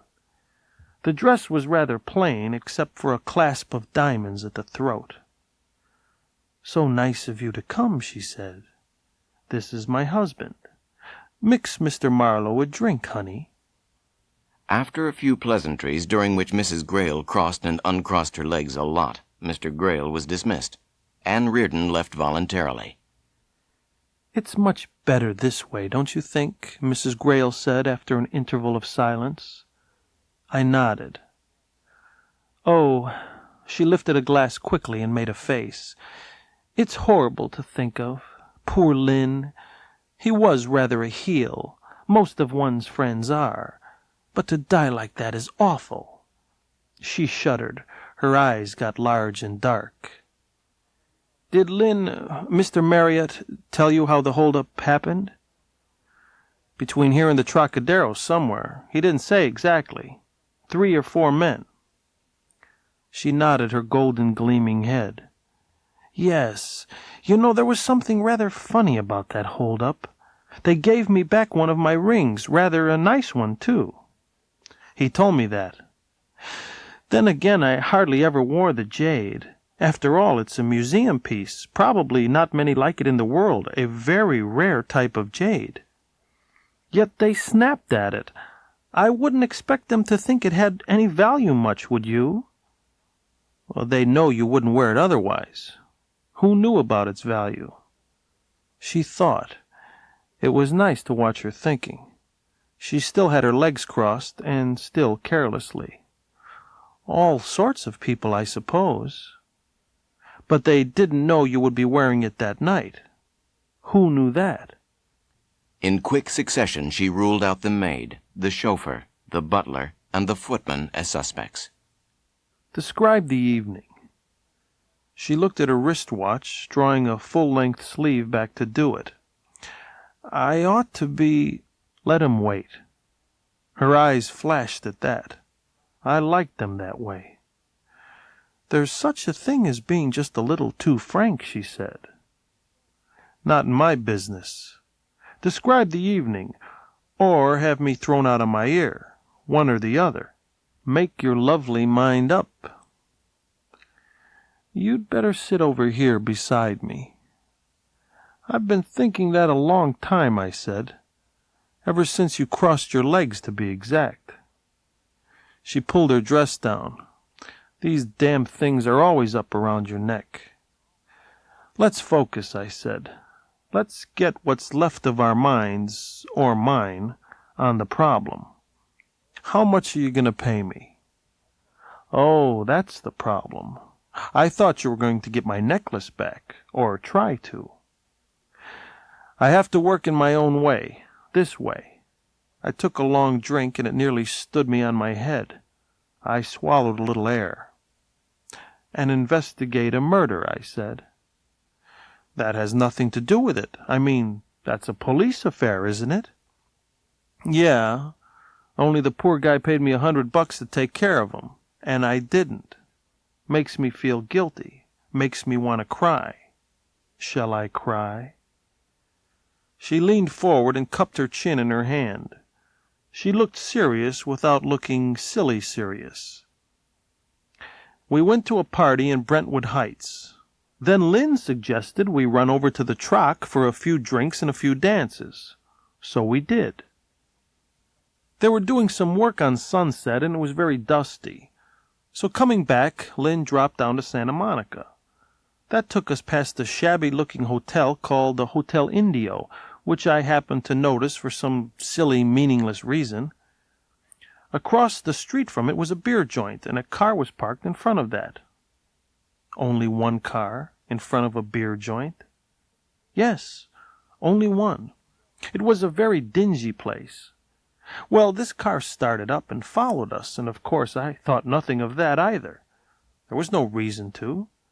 Then before we got to where Santa Monica turns into Arguello Boulevard, Lynn said, "Let's go over the other road," and turned up some curving residential street. Then all of a sudden a car rushed by us and grazed the fender and then pulled over to stop. A man in an overcoat and scarf and hat low on his face came back to apologize. It was a white scarf, bunched out, and it drew my eyes. It was about all I really saw of him, except that he was tall and thin. "Stick up," he said. "Be very quiet, and everything will be jake." Then another man came over on the other side. "In Beverly Hills," I said, "the best policed 4 square miles in California." She shrugged. "It happened just the same. They asked for my jewelry and bag. The man with the scarf did. The one on my side never spoke at all. I passed the things across Lynn, and the man gave me back my bag and 1 ring. He said to hold off calling the police and insurance people for a while. They would make us a nice, smooth, easy deal. He said they found it easier to work on a straight percentage. He seemed to have all the time in the world. He said they could work through the insurance people if they had to, but that meant cutting in a shyster, and they preferred not to. He sounded like a man with some education. "It might have been dressed-up Eddie," I said, "only he got bumped off in Chicago." She shrugged. We had a drink. The next day I got a call. I told the man calling to take it up with Lynn, and he would represent me, and if they were not too unreasonable, we might deal. He said okay, and from then on I guess they just stalled long enough to watch us a little. Finally, as you know, we agreed on $8,000 and so forth. Could you recognize any of them? Of course not. Randall know all this? Of course. Do we have to talk about it any more? It bores me. She gave me the lovely smile. "How long have you known Marriott?" "Oh, years. He used to be an announcer at the station my husband owned, KFDK. That's where I met him. That's where I met my husband, too." I knew that, but Marriott lived as if he had money. Not riches, but comfortable money. We came into some and quit radio business. Do you know for a fact that he came into money, or was that just something he said? She shrugged. She squeezed my hand. Or it may not have been very much money, and he may have gone through it pretty fast. I squeezed her hand back. Did he borrow from you? You're a little old-fashioned, aren't you? She looked down at the hand I was holding. I'm still working, and your scotch is so good it keeps me half sober. Not that I'd have to be drunk. Yes. She drew her hand out of mine and rubbed it. You must have quite a clutch in your spare time. Lynn Marriott was a high-class blackmailer, of course. That's obvious. He lived on women.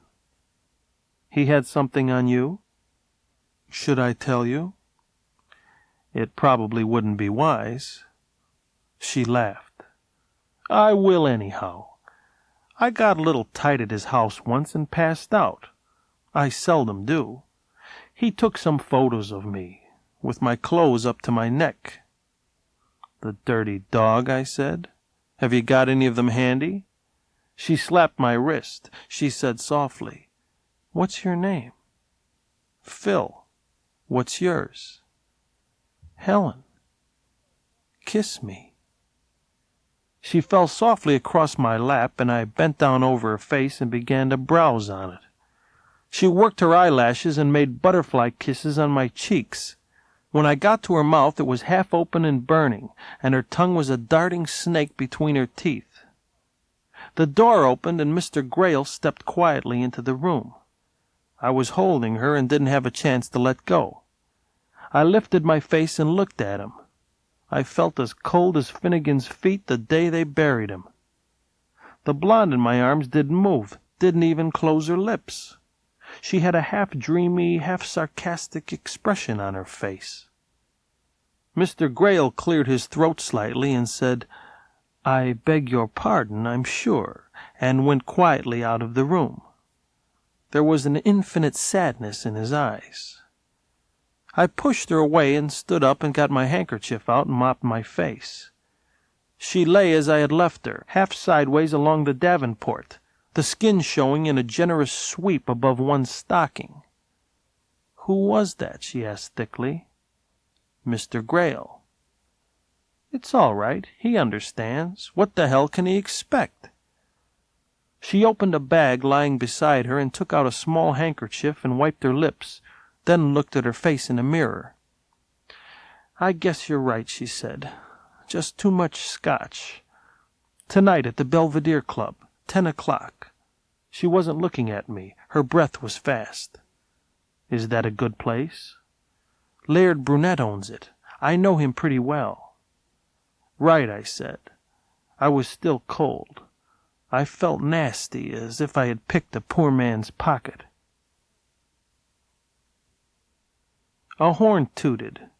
Miss Reardon's coupe was drawn up behind my car. I went over there and looked in at her.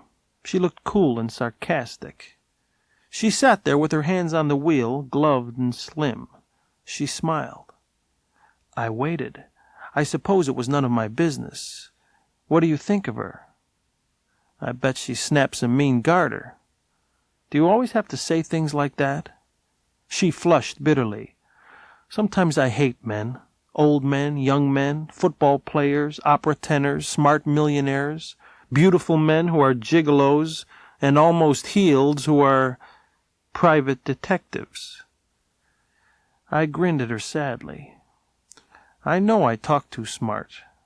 It's in the air nowadays. Who told you he was a gigolo? Who? Don't be obtuse. Marriott.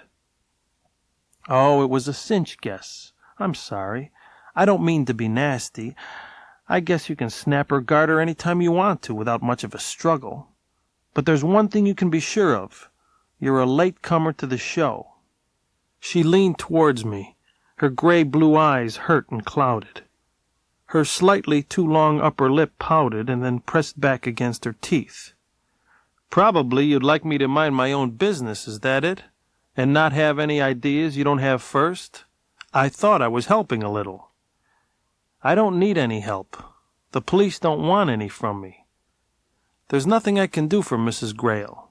She has a yarn about a beer parlor where a car started from and followed them. But what does that amount to? It was a crummy dive on Santa Monica. This was a high-class mob. There was somebody in it that could even tell Fate Sui Jade when he saw it. If he wasn't tipped off. There's that, too," I said, and fumbled a cigarette out of a package. "Either way, there's nothing for me in it." "Not even about psychics?" I stared rather blankly. "Psychics? My God," she said softly, "and I thought you were a detective." "There's a hush on part of this," I said. "I've got to watch my step. This Grail packs a lot of dough in his pants, and law is where you buy it in this town. Look at the funny way the cops are acting. No build-up, no newspaper handout, no chance for the innocent stranger to step in with the trifling clue that turns out to be all-important. Nothing but silence and warnings to me to lay off. I don't like it at all." "You got most of the lipstick off," Ann Reardon said. "I mentioned psychics. Well, goodbye. It was nice to know you. In a way." She pressed her starter button and jammed her gears in and was gone in a swirl of dust. "There's a nice little girl," I told myself out loud in the car, "for a guy that's interested in a nice little girl." Nobody said anything. "But I'm not," I said. Nobody said anything to that either. 10 o'clock at the Belvedere Club," I said. Somebody said phooey. It sounded like my voice. The Indian smelled. He smelled clear across the little reception room when the buzzer sounded, and I opened the door between to see who it was. He stood just inside the corridor door, looking as if he had been cast in bronze. He was a big man from the waist up, and he had a big chest. He looked like a bum. He had a big flat face and a high-bridged fleshy nose that looked as hard as the prow of a cruiser. He had lidless eyes, drooping jowls, the shoulders of a blacksmith, and the short and apparent awkward legs of a chimpanzee. I found out later that they were only short. If he had been cleaned up a little and dressed in a white nightgown, he would have looked like a very wicked Roman senator. His smell was the earthy smell of primitive man, and not the slimy dirt of cities. "Huh," he said. "Come quick. Come now." I backed into my office and wiggled my finger at him, and he followed me, making as much noise as a fly makes walking on a wall. I sat down behind my desk and squeaked my swivel chair professionally and pointed to the customer's chair on the other side. He didn't sit down. His small black eyes were hostile. "Come where?" I said. "Huh. Me second planting. Me Hollywood Indian." "Have a chair, Mr. Planting." He snorted and his nostrils got very wide. They had been wide enough for mouse holes to start with. "Name second Planting. Name no Mr. Planting." "What can I do for you?" He lifted his voice and began to intone in a deep-chested, sonorous boom. "He say come quick. Great White Father say come quick. He say me bring you in fiery chariot. He say, yeah." "Cut out the pig Latin," I said. "I'm no schoolmarm at the snake dances." "Nuts," the Indian said. We sneered at each other across the desk for a moment. He sneered better than I did. Then he removed his hat with massive disgust and turned it upside down. He rolled a finger around under the sweatband. That turned the sweatband into view, and it had not been misnamed. He removed a paper clip from the edge and threw a fold of tissue paper on the desk. He pointed at it angrily, with a well-chewed fingernail. His lank hair had a shelf around it, high up, from the too-tight hat. I unfolded the piece of tissue paper and found a card inside. The card was no news to me. There had been 3 exactly like it, in the mouthpieces of 3 Russian-appearing cigarettes. I played with my pipe, stared at the Indian, and tried to ride him with my stare. He looked as nervous as a brick wall. "Okay, what does he want?" "He wants you come quick. Come now. Come in fiery—" "Nuts," I said. The Indian liked that.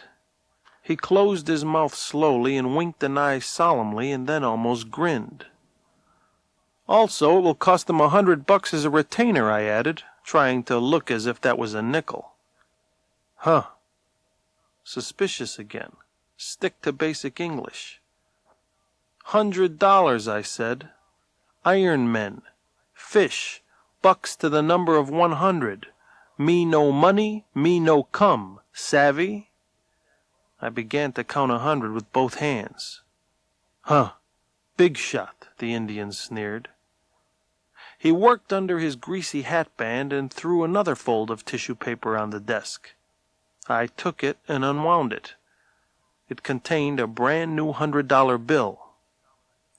"Psychic is right," I said at last. "A guy that smart I'm afraid of." "Not got all day," the Indian remarked conversationally. I opened my desk and took out a Colt .38 automatic of the type known as Supermatch.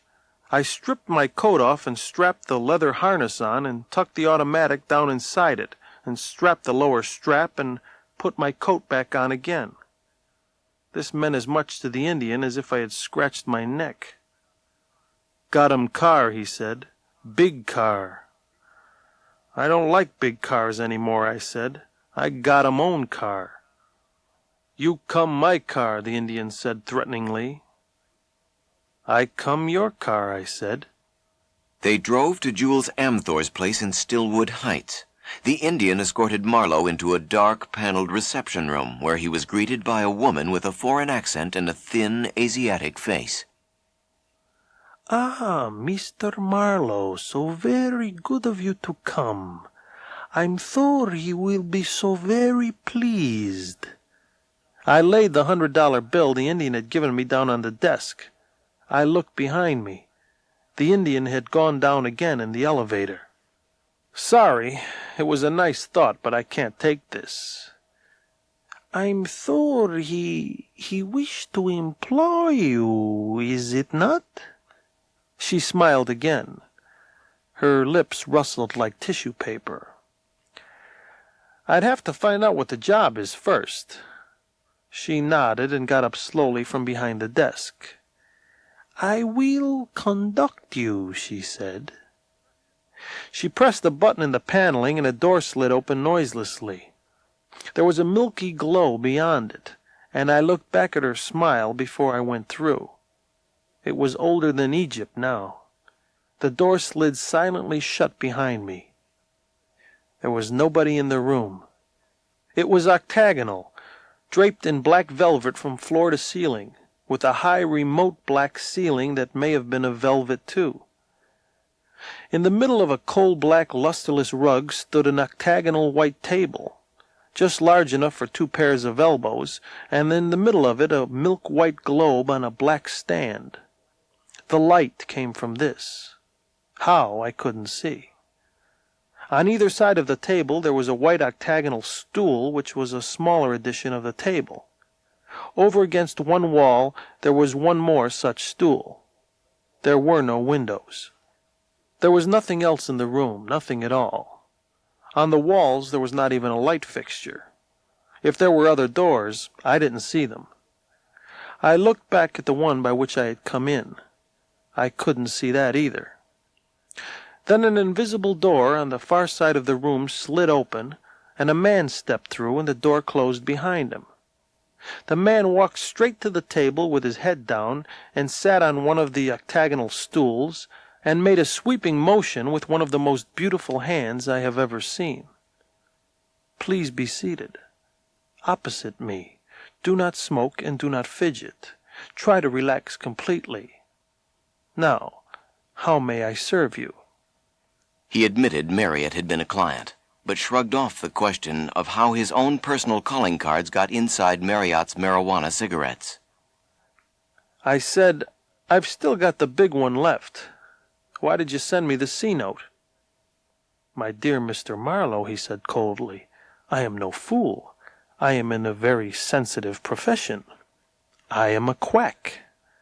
That is to say, I do things which the doctors in their small, frightened, selfish guild cannot accomplish. I am in danger at all times, from people like you. I merely wish to estimate the danger before dealing with it. Pretty trivial in my case, huh?" "It hardly exists," he said politely, and made a peculiar motion with his left hand which made my eyes jump at it. I turned my head to the left. The Indian was sitting on the third white stool against the black velvet. "I bet that makes the dowagers shed their false teeth," I said. "What does he do for real money? Sit on your knee and sing French songs?" He made an impatient gesture. "Get to the point, please."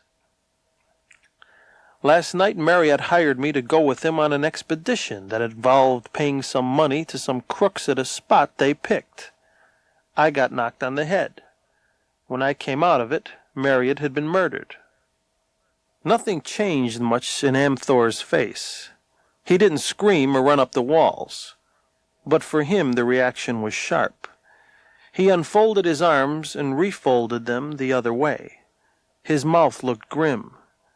Then he sat like a stone lion outside the public library. "The cigarettes were found on him," I said. He looked at me coolly.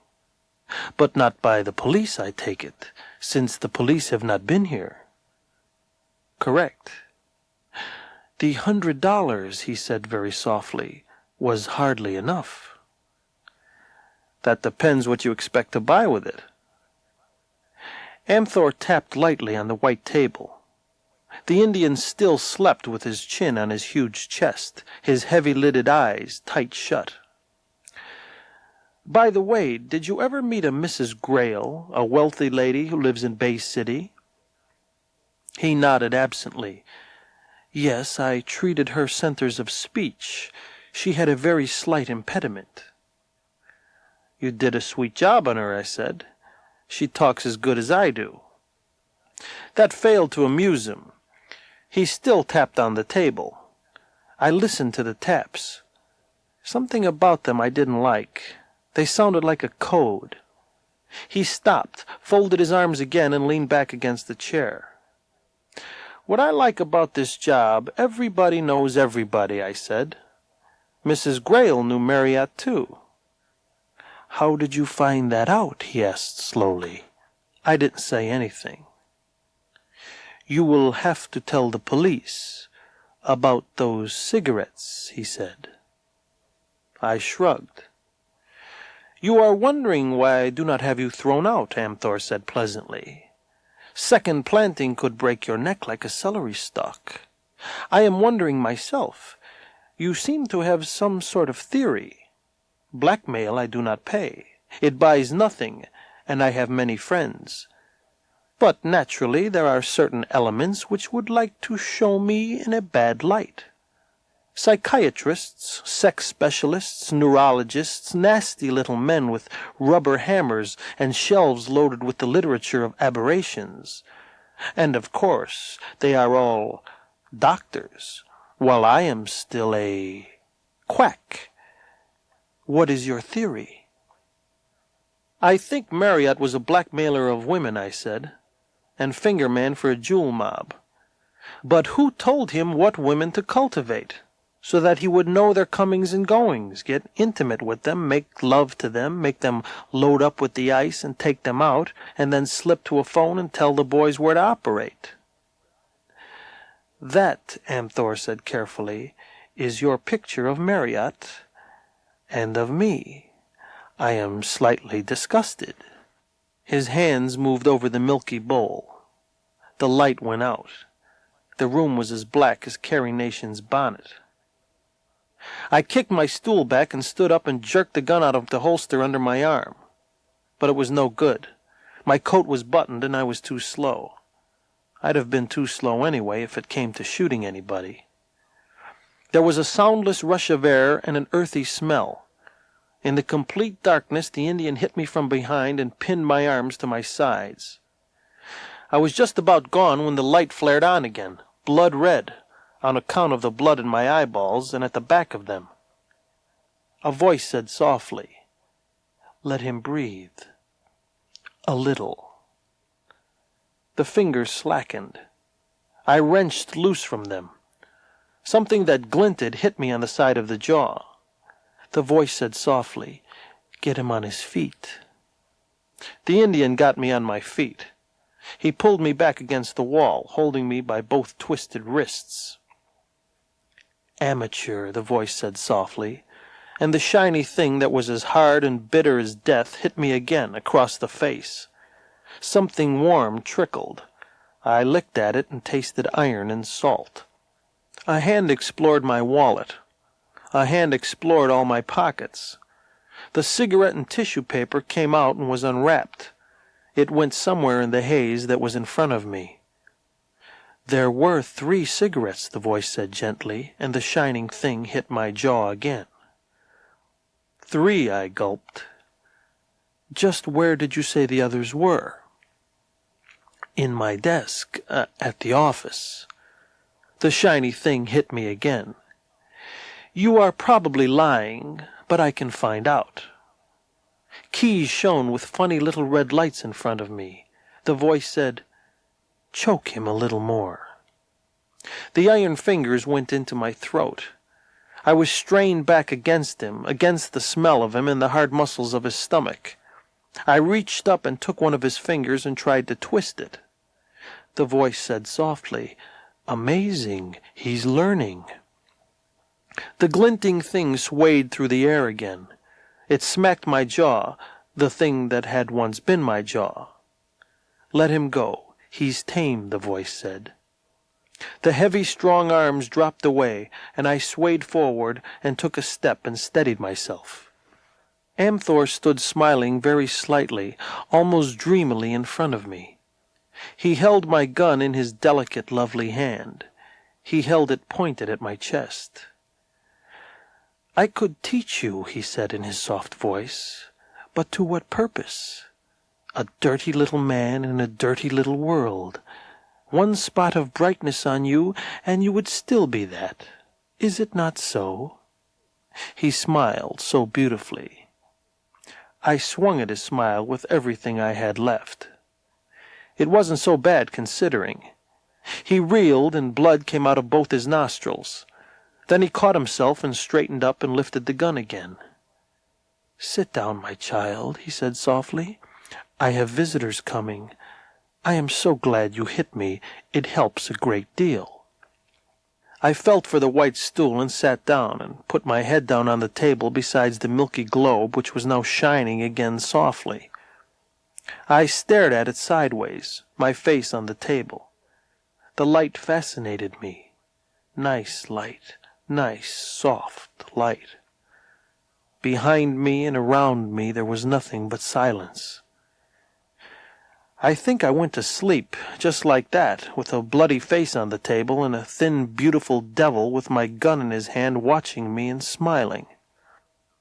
When he opened his eyes, there were 2 cops looking down at him. One was small and elderly. The other was a 200-pounder with the voice of a circus barker. "Say something, Pally," the big one said. "Something that would make us get fond of you." "Give me back my gun." He leaned forward a little and thought. I could see him thinking. It hurt his corns. "Oh, you want your gun, Pally?" He looked sideways at the one with the gray mustache. "He wants his gun," he told him. He looked at me again. "And what would you want your gun for, Pally?" "I want to shoot an Indian." "Oh, you want to shoot an Indian, Pally?" "Yeah, just one Indian, Pop." He looked at the one with the mustache again.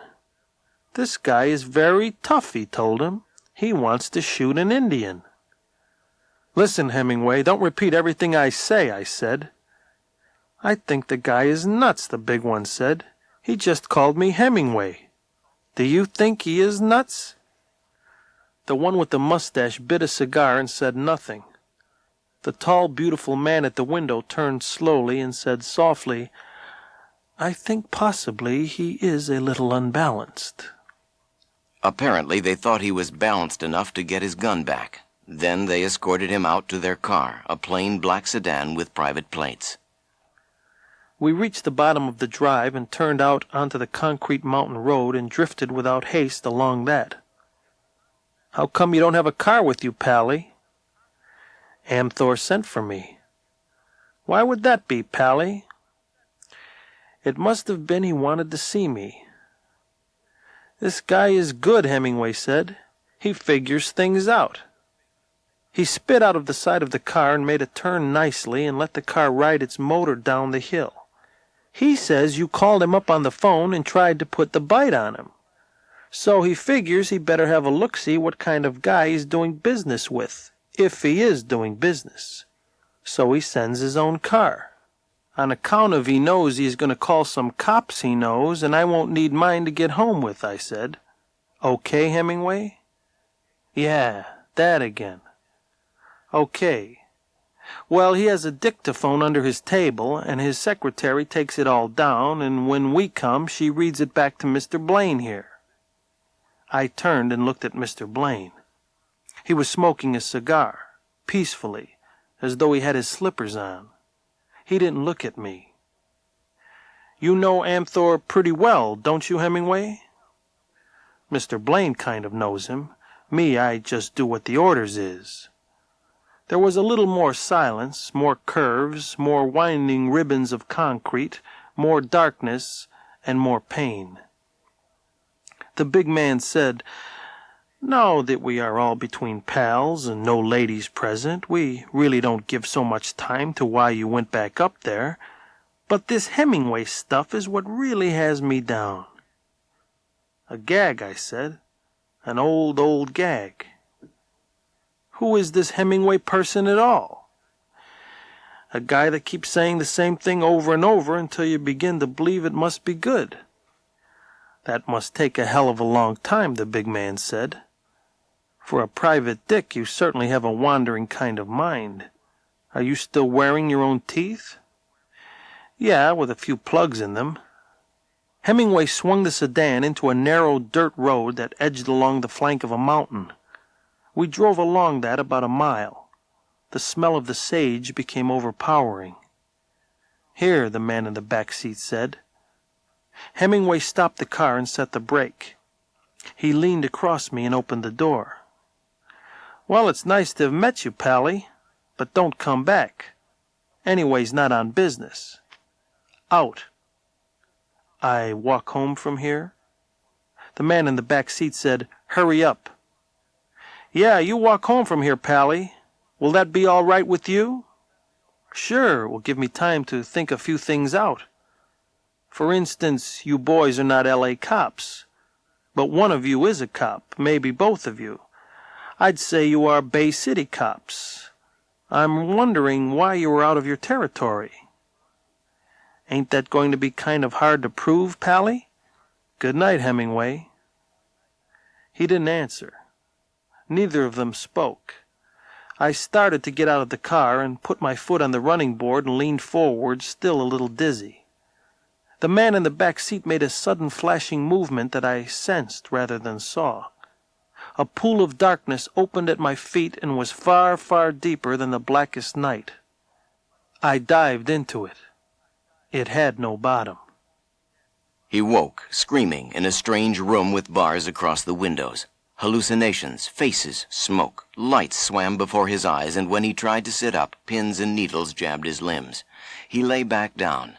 Time passed and passed some more. Finally, he managed to stand. "Okay, Marlowe," I said between my teeth. "You're a tough guy. 6 feet of Iron Man. 190 pounds stripped and with your face washed. Hard muscles and no glass jaw. You can take it. You've been sapped down twice, had your throat choked, and been beaten half silly on the jaw with a gun barrel. You've been shot full of hop and kept under it until you're as crazy as two waltzing mice. And what does all that amount to? Routine. Now let's see you do something really tough, like putting your pants on. I lay down on the bed again. Time passed again. I don't know how long. I had no watch. They don't make that kind of time in watches anyway. I sat up. This was getting to be stale. I stood up and started to walk. No fun walking. Makes your heart jump like a nervous cat. Better lie down and go back to sleep. Better take it easy for a while. You're in bad shape, Pally. Okay, Hemingway, I'm weak. I couldn't knock over a flower vase. I couldn't break a fingernail. Nothing doing. I'm walking. I'm tough. I'm getting out of here. I lay down on the bed again. The fourth time was a little better. I got across the room and back twice. I went over to the wash bowl and rinsed it out and leaned on it and drank water out of the palm of my hand. I kept it down. I waited a little and drank more. Much better. I walked. I walked. I walked. Half an hour of walking and my knees were shaking, but my head was clear. I drank more water, a lot of water.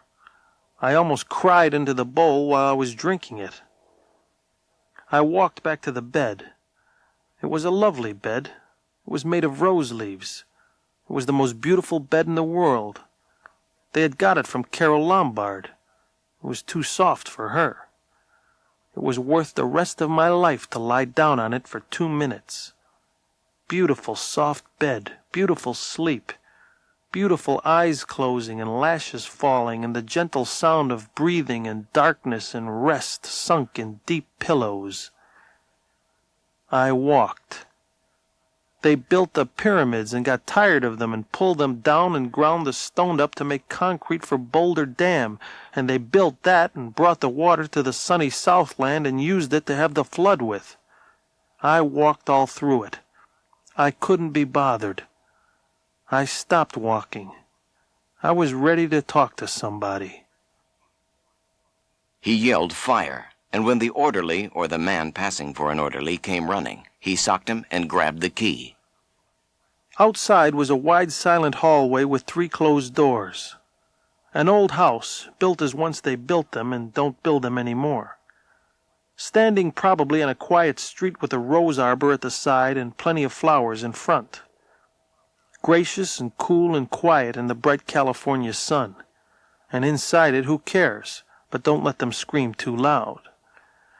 I had my foot out to go down the stairs when I heard a man cough. That jerked me around, and I saw there was a half-open door along the other hallway at the end. I tiptoed along the runner. I waited, close to the partly open door, but not in it. A wedge of light lay at my feet on the carpet. The man coughed again. It was a deep cough from a deep chest. It sounded peaceful and at ease. It was none of my business. My business was to get out of there. But any man whose door could be open in that house interested me. He would be a man of position, worth tipping your hat to. I sneaked a little into the wedge of light. A newspaper rustled. I could see part of a room, and it was furnished like a room, not like a cell. There was a dark bureau with a hat on it and some magazines.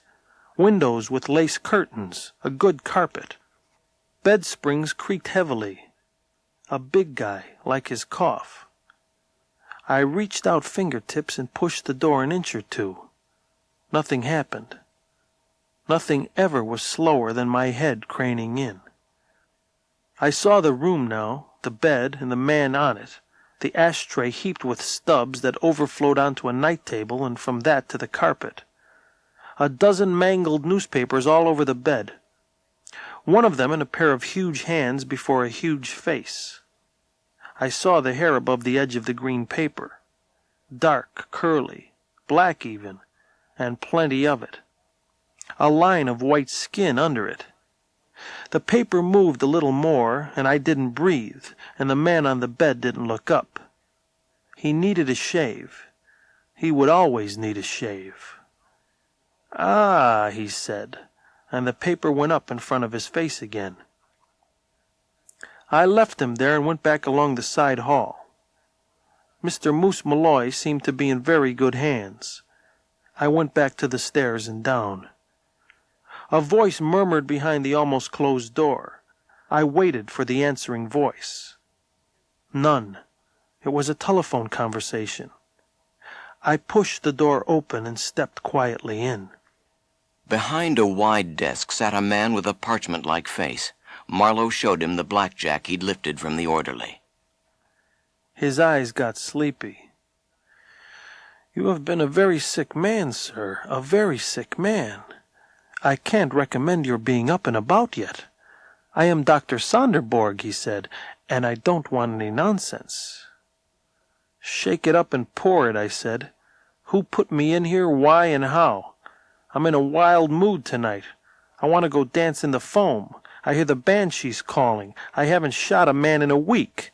Speak out, Dr. Fell. Pluck the antique viol. Let the soft music float." "You are suffering from narcotic poisoning," he said coldly. "You very nearly died. I had to give you digitalis 3 times. You fought, you screamed, you had to be restrained." His words were coming so fast they were leapfrogging themselves. "If you leave my hospital in this condition, you will get into serious trouble." "Did you say you were a doctor? A medical doctor?" "Well, certainly, I am Dr. Sonderborg, as I told you." "You don't scream and fight from narcotic poisoning, Doc. You just lie in a coma. Try again, and skim it. All I want is the cream. Who put me in your private funny house?"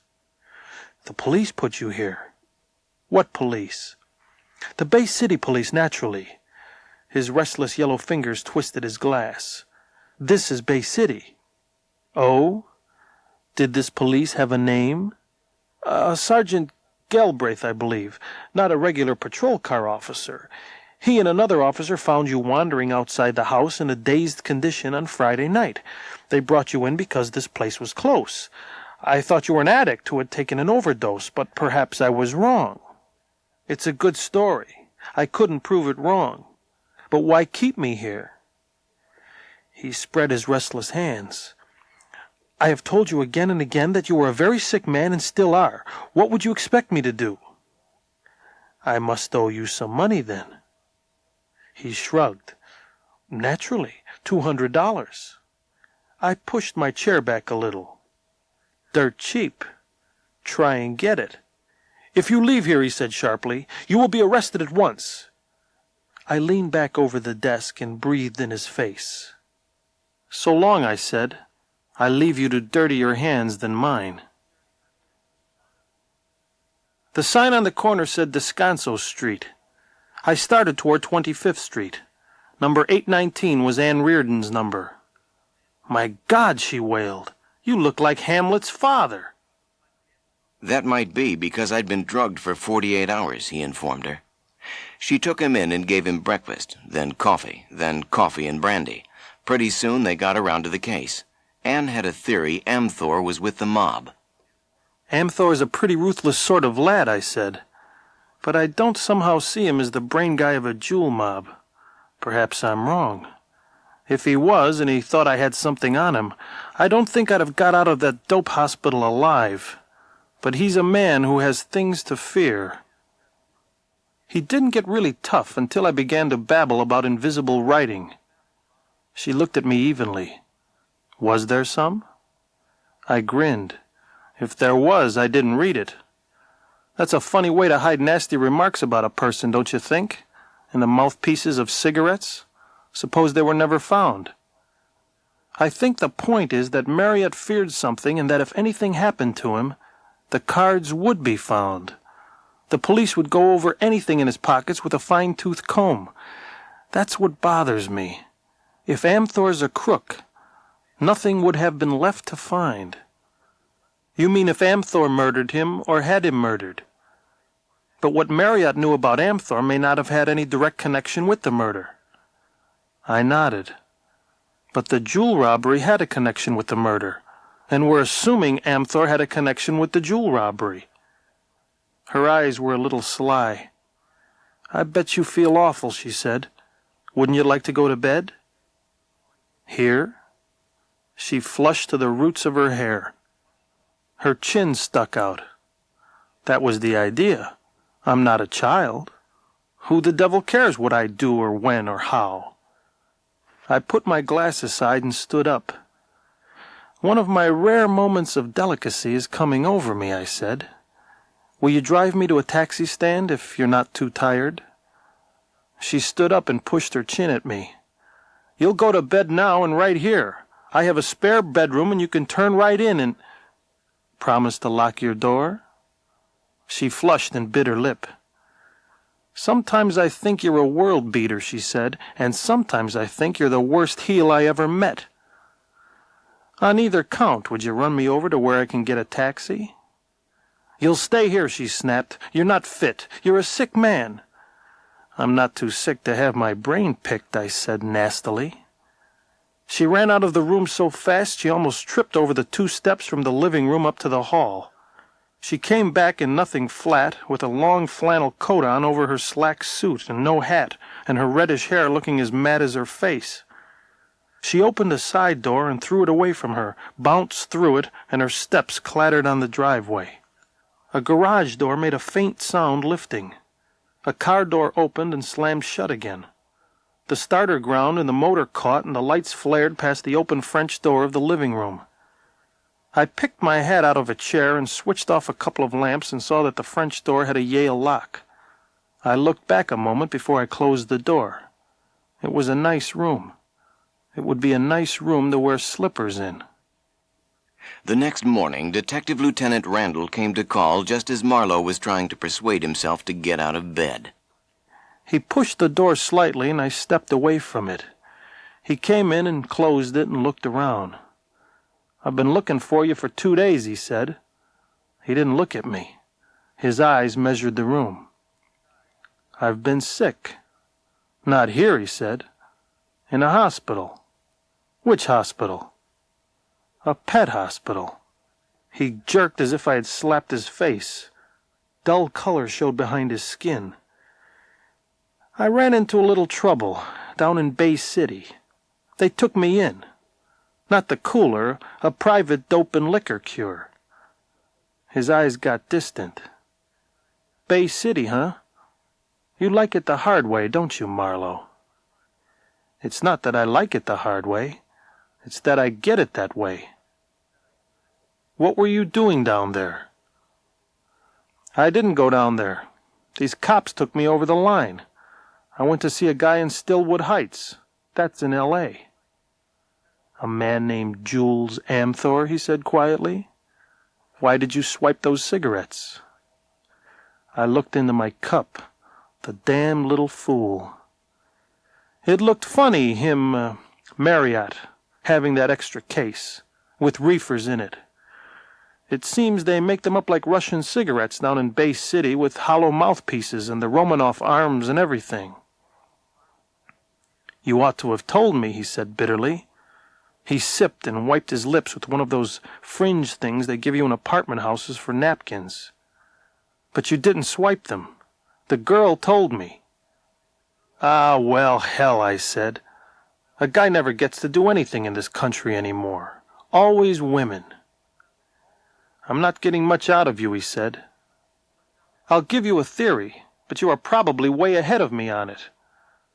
This Marriott was a blackmailer of women, because Mrs. Grail just about told me so. But he was something else. He was the finger man for the jewel mob. The society finger.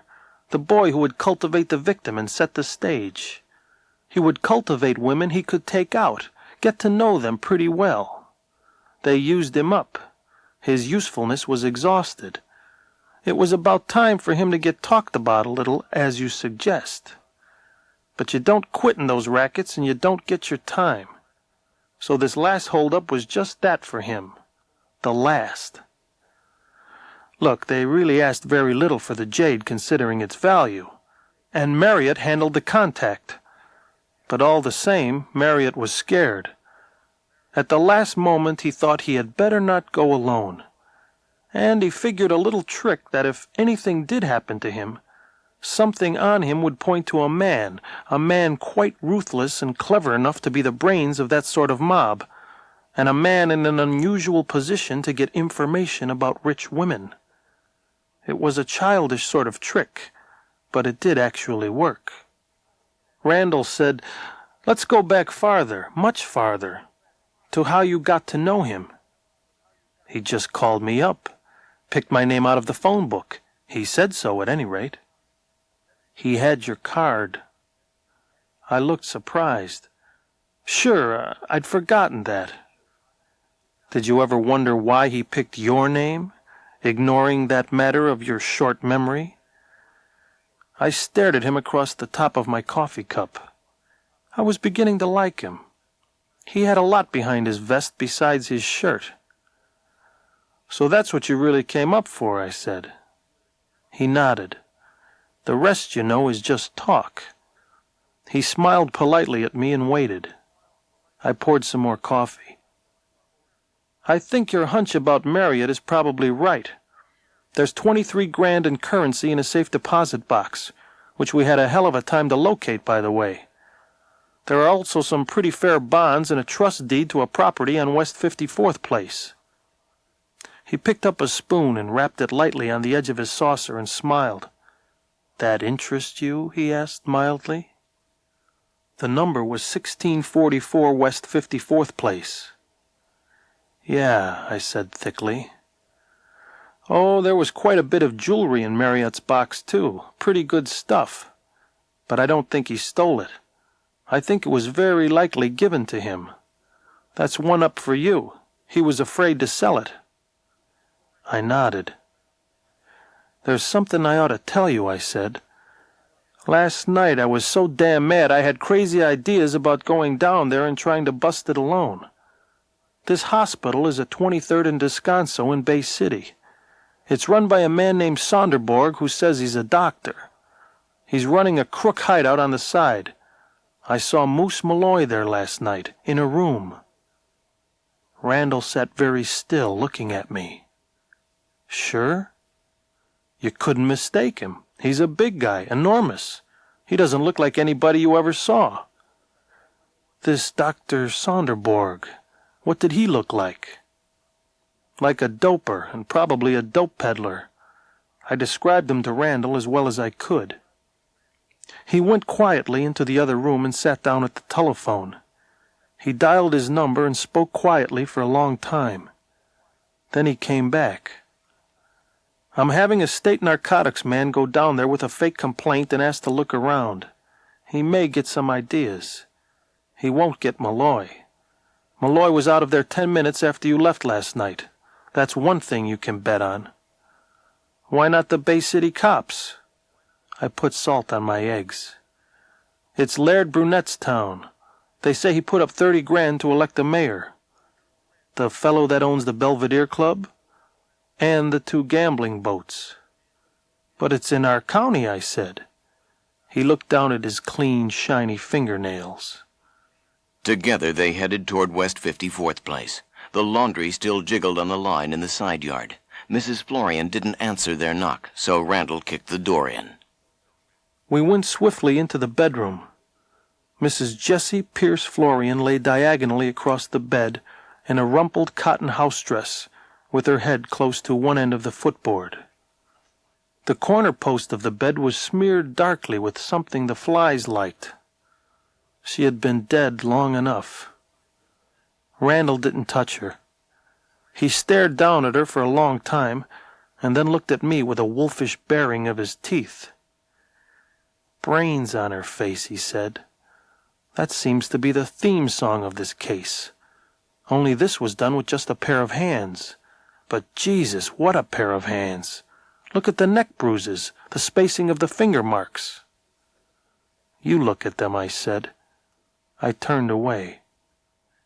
It had been Malloy, of course. Nobody else had hands like that. But they weren't any closer to the jewel heist gang that had killed Marriott, so Marlowe decided to take a trip to Bay City. The chief of police there was named John Wax. Marlowe told him the story of the two cops who had done a little trespassing over the line of duty into Amthor's place, but was careful to leave out the part about the hospital. You think I'm a small-time private dick trying to push 10 times his own weight, trying to make a charge against a police officer that, even if it was true, the officer would take damn good care couldn't be proved. Not at all. I'm not making any complaints. I think the mistake was natural. I want to square myself with Amthor, and I want your man Galbraith to help me do it. Mr. Blaine needn't bother. Galbraith will be enough. And I'm not without backing. I have important people behind me. How far behind? The chief asked, and chuckled wittily. How far is 862 Astor Drive, where Mr. Merwin Lockridge Grail lives? His face changed so completely that it was as if another man sat in his chair. Mrs. Grail happens to be my client, I said. Lock the doors, he said. We'll make a friendly start on this thing. You have an honest face, Marlowe. You played that one smart, baby, he said. You must got something we wasn't told about. The car drifted quietly along a quiet street of homes. Hemingway was driving, and I sat beside him. You really want to go over to Stillwood Heights, or was that just a stall? Just a stall. What I really want is for you to tell me why you put me in that funny house, and why I was kept there. That Blaine, he said. That sawed-off hunk of shin meat. I didn't mean for him to sap you. I didn't mean for you to walk home neither, not really. It was just an act, on account of we are friends with this Swami guy and we kind of keep people from bothering him. You'd be surprised what a lot of people would try to bother him. Amazed, I said. Them old cops get sap-hungry once in a while, he said. They just got a crack ahead. Jesus, was I scared. You dropped like a sack of cement. I told Blaine plenty. Then we run you over to Sonderborg's place on account of it was a little closer and he was a nice guy and would take care of you. Does Amthor know you took me there? Hell no. It was our idea. On account of Sonderborg is such a nice guy and he would take care of me. And no kickback. No chance for a doctor to back up a complaint if I made one. Not that a complaint would have much chance in this sweet little town, if I did make it. You gonna get tough? Hemingway asked thoughtfully. Not me, I said. And for once in your life, neither are you. Because your job is hanging by a thread. You looked in the chief's eyes and you saw that. I didn't go in there without credentials, not this trip. Okay, next question, he sighed. You told me why you took me to Sonderberg's place. You didn't tell me why he kept me there over 48 hours, locked up and shot full of dope. Hemingway braked the car softly over beside the curb. He put his large hands on the lower part of the wheel, side by side, and gently rubbed the thumbs together. I wouldn't have an idea, he said in a far-off voice. I had papers on me showing I had a private license, I said. Keys, some money, a couple of photographs. If he didn't know you boys pretty well, he might think the crack on the head was just a gag to get into his place and look around. But I figure he knows you boys too well for that. So I'm puzzled. Stay puzzled, Pally. It's a lot safer. So it is, I said, but there's no satisfaction in it. What's Sonderborg's real racket? Hemingway took his hands off the wheel and spat out of the window. Listen, Pally, the big man said seriously. You got me on a string, but it could break. You don't know what his racket is, I said. Hemingway took his handkerchief out and wiped his face with it. Buddy, I hate to admit it, he said, but you ought to know damn well that if I knew or Blaine knew Sonderberg had a racket, either we wouldn't have dumped you in there or you wouldn't have ever come out, not walking. I'm talking about a real bad racket, naturally. Not fluff stuff like telling old women's fortunes out of a crystal ball. Ever hear of the numbers racket? That's a small-time racket, too, if you're just looking at one piece of it. Hemingway turned another corner sharply and shook his heavy head. Right, and pinball games and bingo houses and horse parlors. But add them all up and give one guy control and it makes sense. What guy? They drove past the house at 23rd and Descanso. 2 men were standing in front of it staring at a palm tree. L.A. Law, he said. One of the guys by the palm tree is called Donnelly. I know him. They got the house covered. Who runs this town? Silence. I heard a gambler named Laird Burnett put up 30 grand to elect the mayor. I heard he owns the Belvedere Club and both the gambling ships out on the water. Might be, Hemingway said politely. Where can Burnett be found? Why ask me, baby? He started the car away from the curb and tooled it neatly along a shadowed street towards the ocean. The car reached the city hall and slid around into the police parking zone, and I got out. He called me back when I started to walk away. He looked carefully in all directions and leaned his mouth close to my ear. Them gambling ships are supposed to be out beyond city and state jurisdiction, he said. Panama Registry. If it was me that was... He stopped dead, and his bleak eyes began to worry. I get it, I said. I had the same sort of idea. I don't know why I bothered so much to get you to have it with me. But it wouldn't work. Not for just one man. I lay on my back on a bed in a waterfront hotel and waited for it to get dark. It was a small front room with a hard bed and a mattress slightly thicker than the cotton blanket that covered it. The air that seeped in through the rusted screens smelled of stale frying fat. Far off, a voice of the kind that could be heard far off was shouting, "Get hungry, folks! Get hungry! Nice hot doggies here! Get hungry!" What Marlowe was hungry for was information. For $50, the hot dog vendor fed him the name of Brunette's yacht, the Montecito. He rode a water taxi out to the boat, but a man in a mess jacket wouldn't let him aboard when he discovered Marlowe's gun. Back on the wharf, Marlowe tried to figure out what to do next. A big red-headed roughneck in dirty sneakers and terry pants and what was left of a torn blue sailor's jersey and a streak of black down the side of his face straightened from the railing and bumped into me casually. I stopped. He looked too big. He had 3 inches on me and 30 pounds. But it was getting to be time for me to put my fist into somebody's teeth, even if all I got for it was a wooden arm. The light was dim and mostly behind him. "What's the matter, pardner?" he drawled. "No soap on the hell ship?" "Go darn your shirt," I told him. "Your belly is sticking out." "Could be worse," he said. "The gat's kind of bulgy under the light suit at that." "What pulls your nose into it?" "Jesus, nothing at all. Just curiosity. No offense, pal." "Well, get the hell out of my way, then."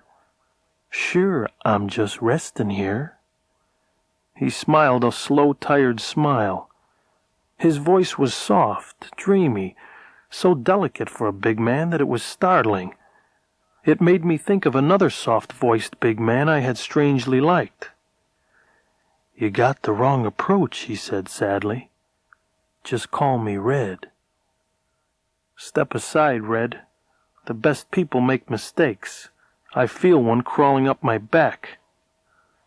He looked thoughtfully this way and that. He had me angled into a corner of the shelter on the float. We seemed to be more or less alone. "You want on the Monte? Can be done, if you got a reason." "How much is the reason?" $50. 10 more if you bleed in my boat." I started around him. 25, he said softly. "What's your racket?" $1 here, $1 there. I was on the cops once. They broke me." "You must have been leveling." He smiled faintly. Know a man named Brunette?" The faint smile stayed on his face.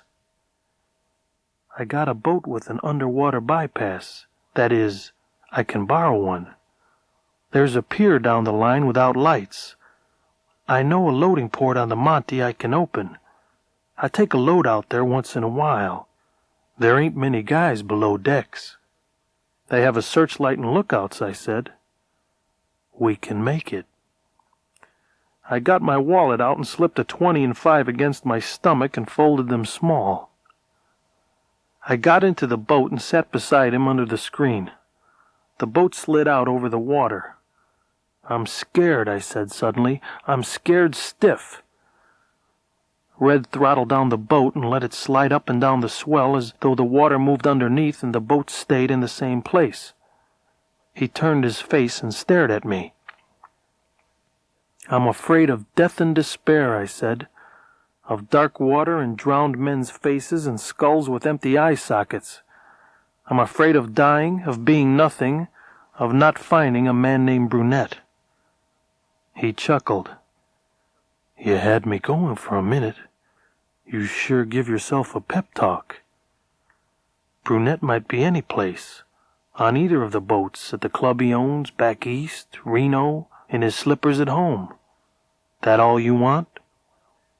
"I want a man named Malloy, a huge brute who got out of the Oregon State Pen a while back after an 8-year stretch for bank robbery.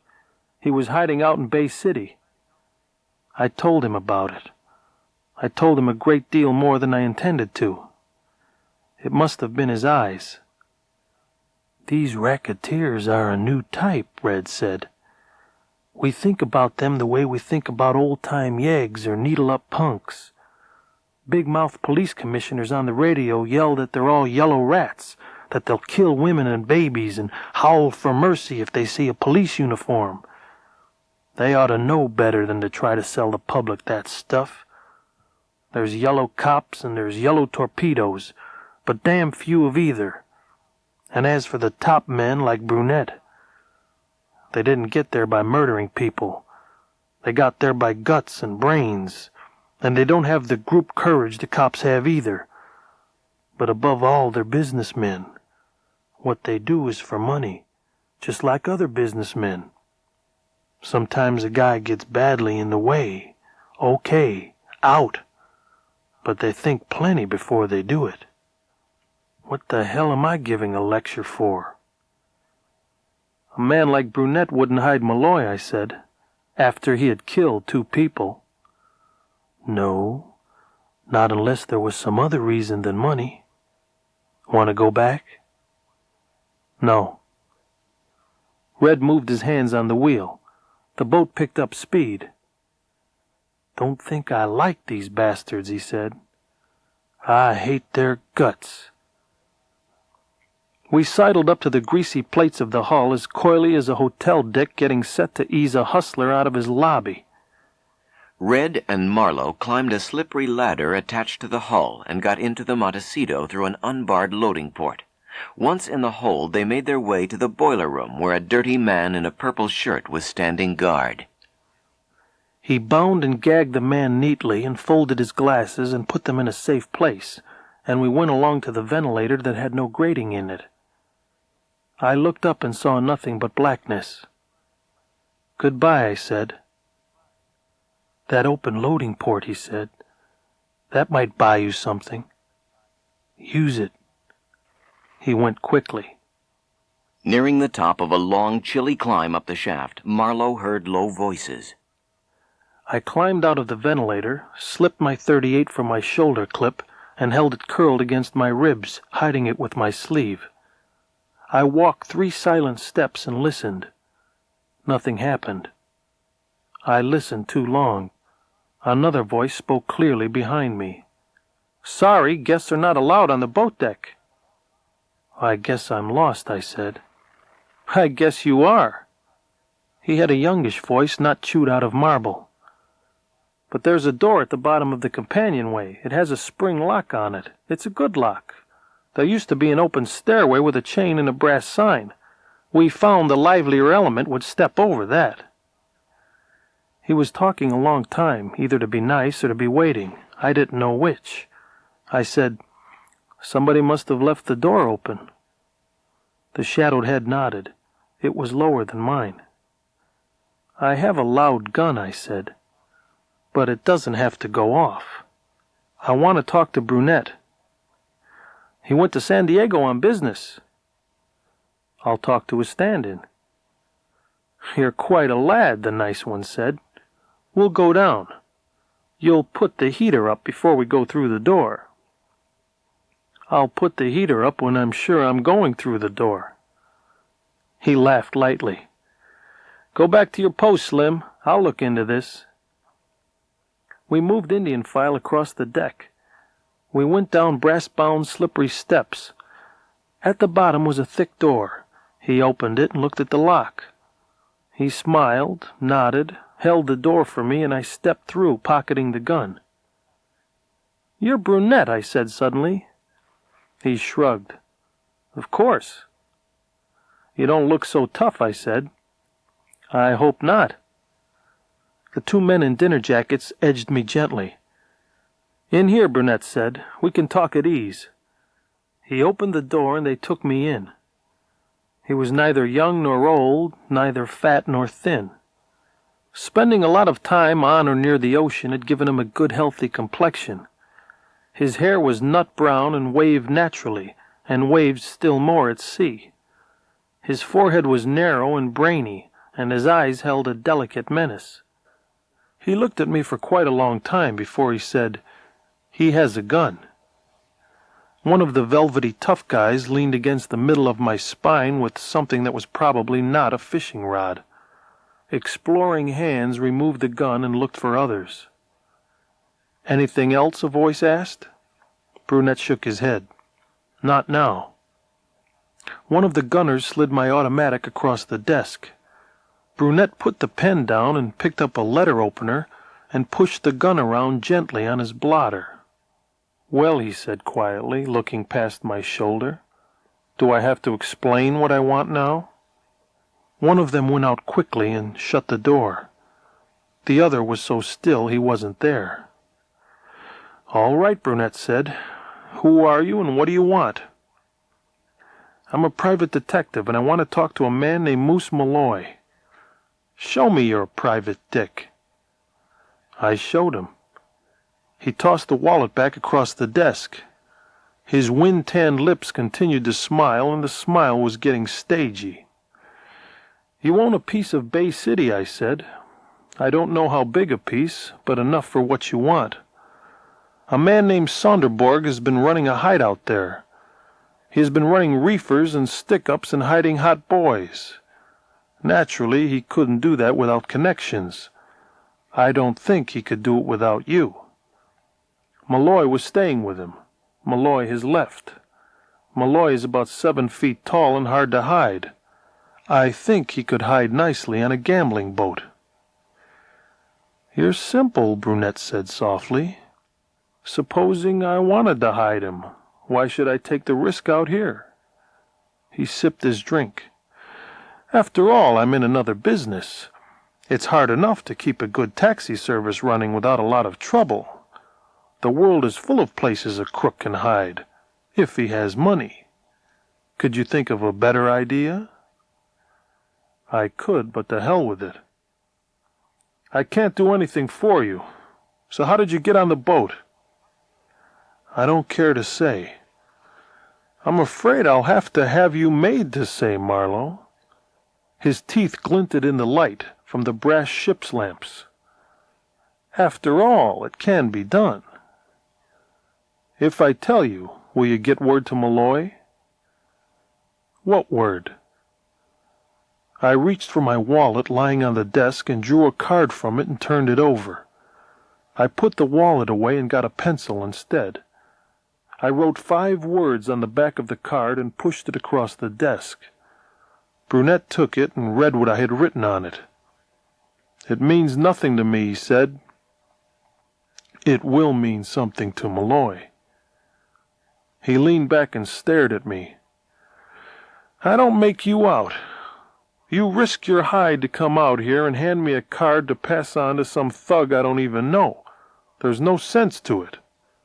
There isn't if you don't know him. Why didn't you leave your gun ashore and come aboard the usual way? I forgot the first time. Then I knew that toughie in the mess jacket would never let me on. Then I bumped into a fellow who knew another way. His yellow eyes lighted as with a new flame. He smiled and said nothing. This other fellow is no crook, but he's been on the beach with his ears open. You have a loading port that has been unbarred on the inside, and you have a ventilator shaft out of which the grating has been removed. There's one man to knock over to get to the boat deck. You better check your crew list, brunette. He moved his lips softly, one over the other. He looked down at the card again. Nobody named Malloy is on board this boat, he said. But if you're telling the truth about that loading port, I'll buy. Go and look at it. He did just that, leaving Marlowe with good scotch, Egyptian cigarettes, and a torpedo of a bodyguard. I smoked. I finished my drink.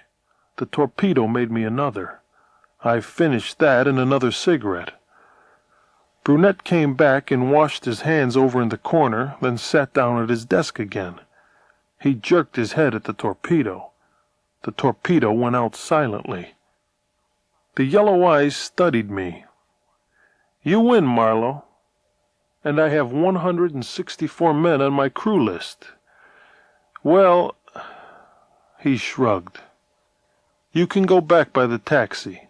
Nobody will bother you. As to your message, I have a few contacts. I'll use them. Good night. I probably should say thanks for the demonstration. It was about 10 o'clock when I called the Grail number in Bay City. I thought it would probably be too late to catch her, but it wasn't. I promised to call you, I said. It's a little late, but I've had a lot to do. Another stand-up? Her voice got cool. Perhaps not. Does your chauffeur work this late? He works as late as I tell him to.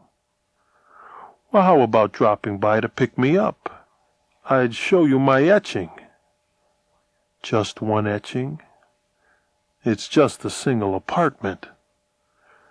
I heard they had such things, she drawled again, then changed her tone. Don't act so hard to get. You have a lovely build, mister, and don't ever let anyone tell you different. Give me the address again. I gave it to her and the apartment number. The lobby door is locked, I said, but I'll go down and slip the catch. That's fine, she said.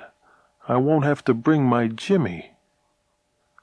She hung up, leaving me with a curious feeling of having talked to somebody that didn't exist. I went down to the lobby and slipped the catch, and then took a shower and put my pajamas on and lay down on the bed. I could have slept for a week. I was asleep. I woke slowly, unwillingly, and my eyes stared at reflected light on the ceiling from the lamp. Something moved gently in the room.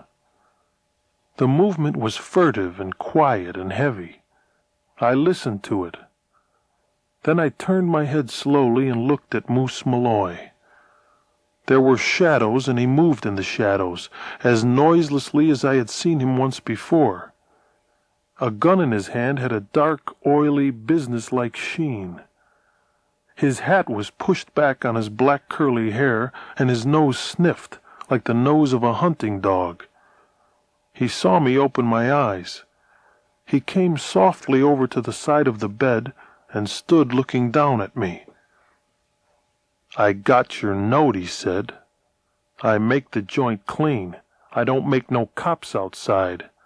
If this is a plant, 2 guys goes out in baskets.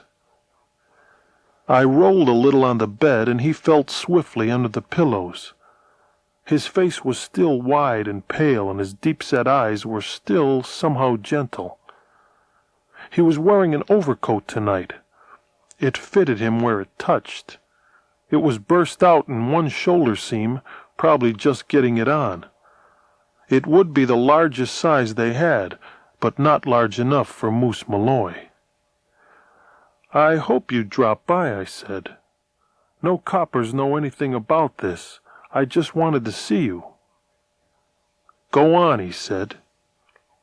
He moved sideways to a table and put the gun down and dragged his overcoat off and sat down in my best easy chair. It creaked, but it held. "You ain't sick or anything," he said. "Just resting. I had a hard day." Door was open. Expecting someone? A dame. He stared at me thoughtfully. "Maybe she won't come," I said.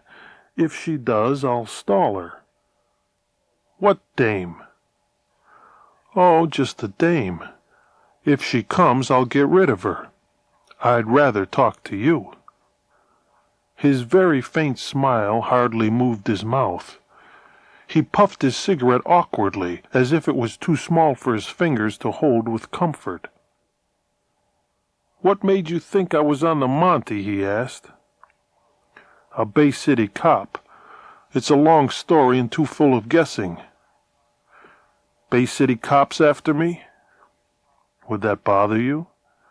He smiled the faint smile again. He shook his head slightly. "You killed a woman," I said. "Jessie Florian. That was a mistake." He thought. Then he nodded. "I dropped that one," he said quietly. "But that queered it," I said. "I'm not afraid of you. You're no killer. You didn't mean to kill her. The other one, over on Central, you could have squeezed out of, but not out of beating a woman's head on a bedpost until her brains were on her face." "You take some awful chances, brother," he said softly. "The way I've been handled," I said, "I don't know the difference anymore." "You didn't mean to kill her, did you?" His eyes were restless. His head was cocked in a listening attitude. "It's about time you learned your own strength," I said. "It's too late," he said. There was a light knocking at the door.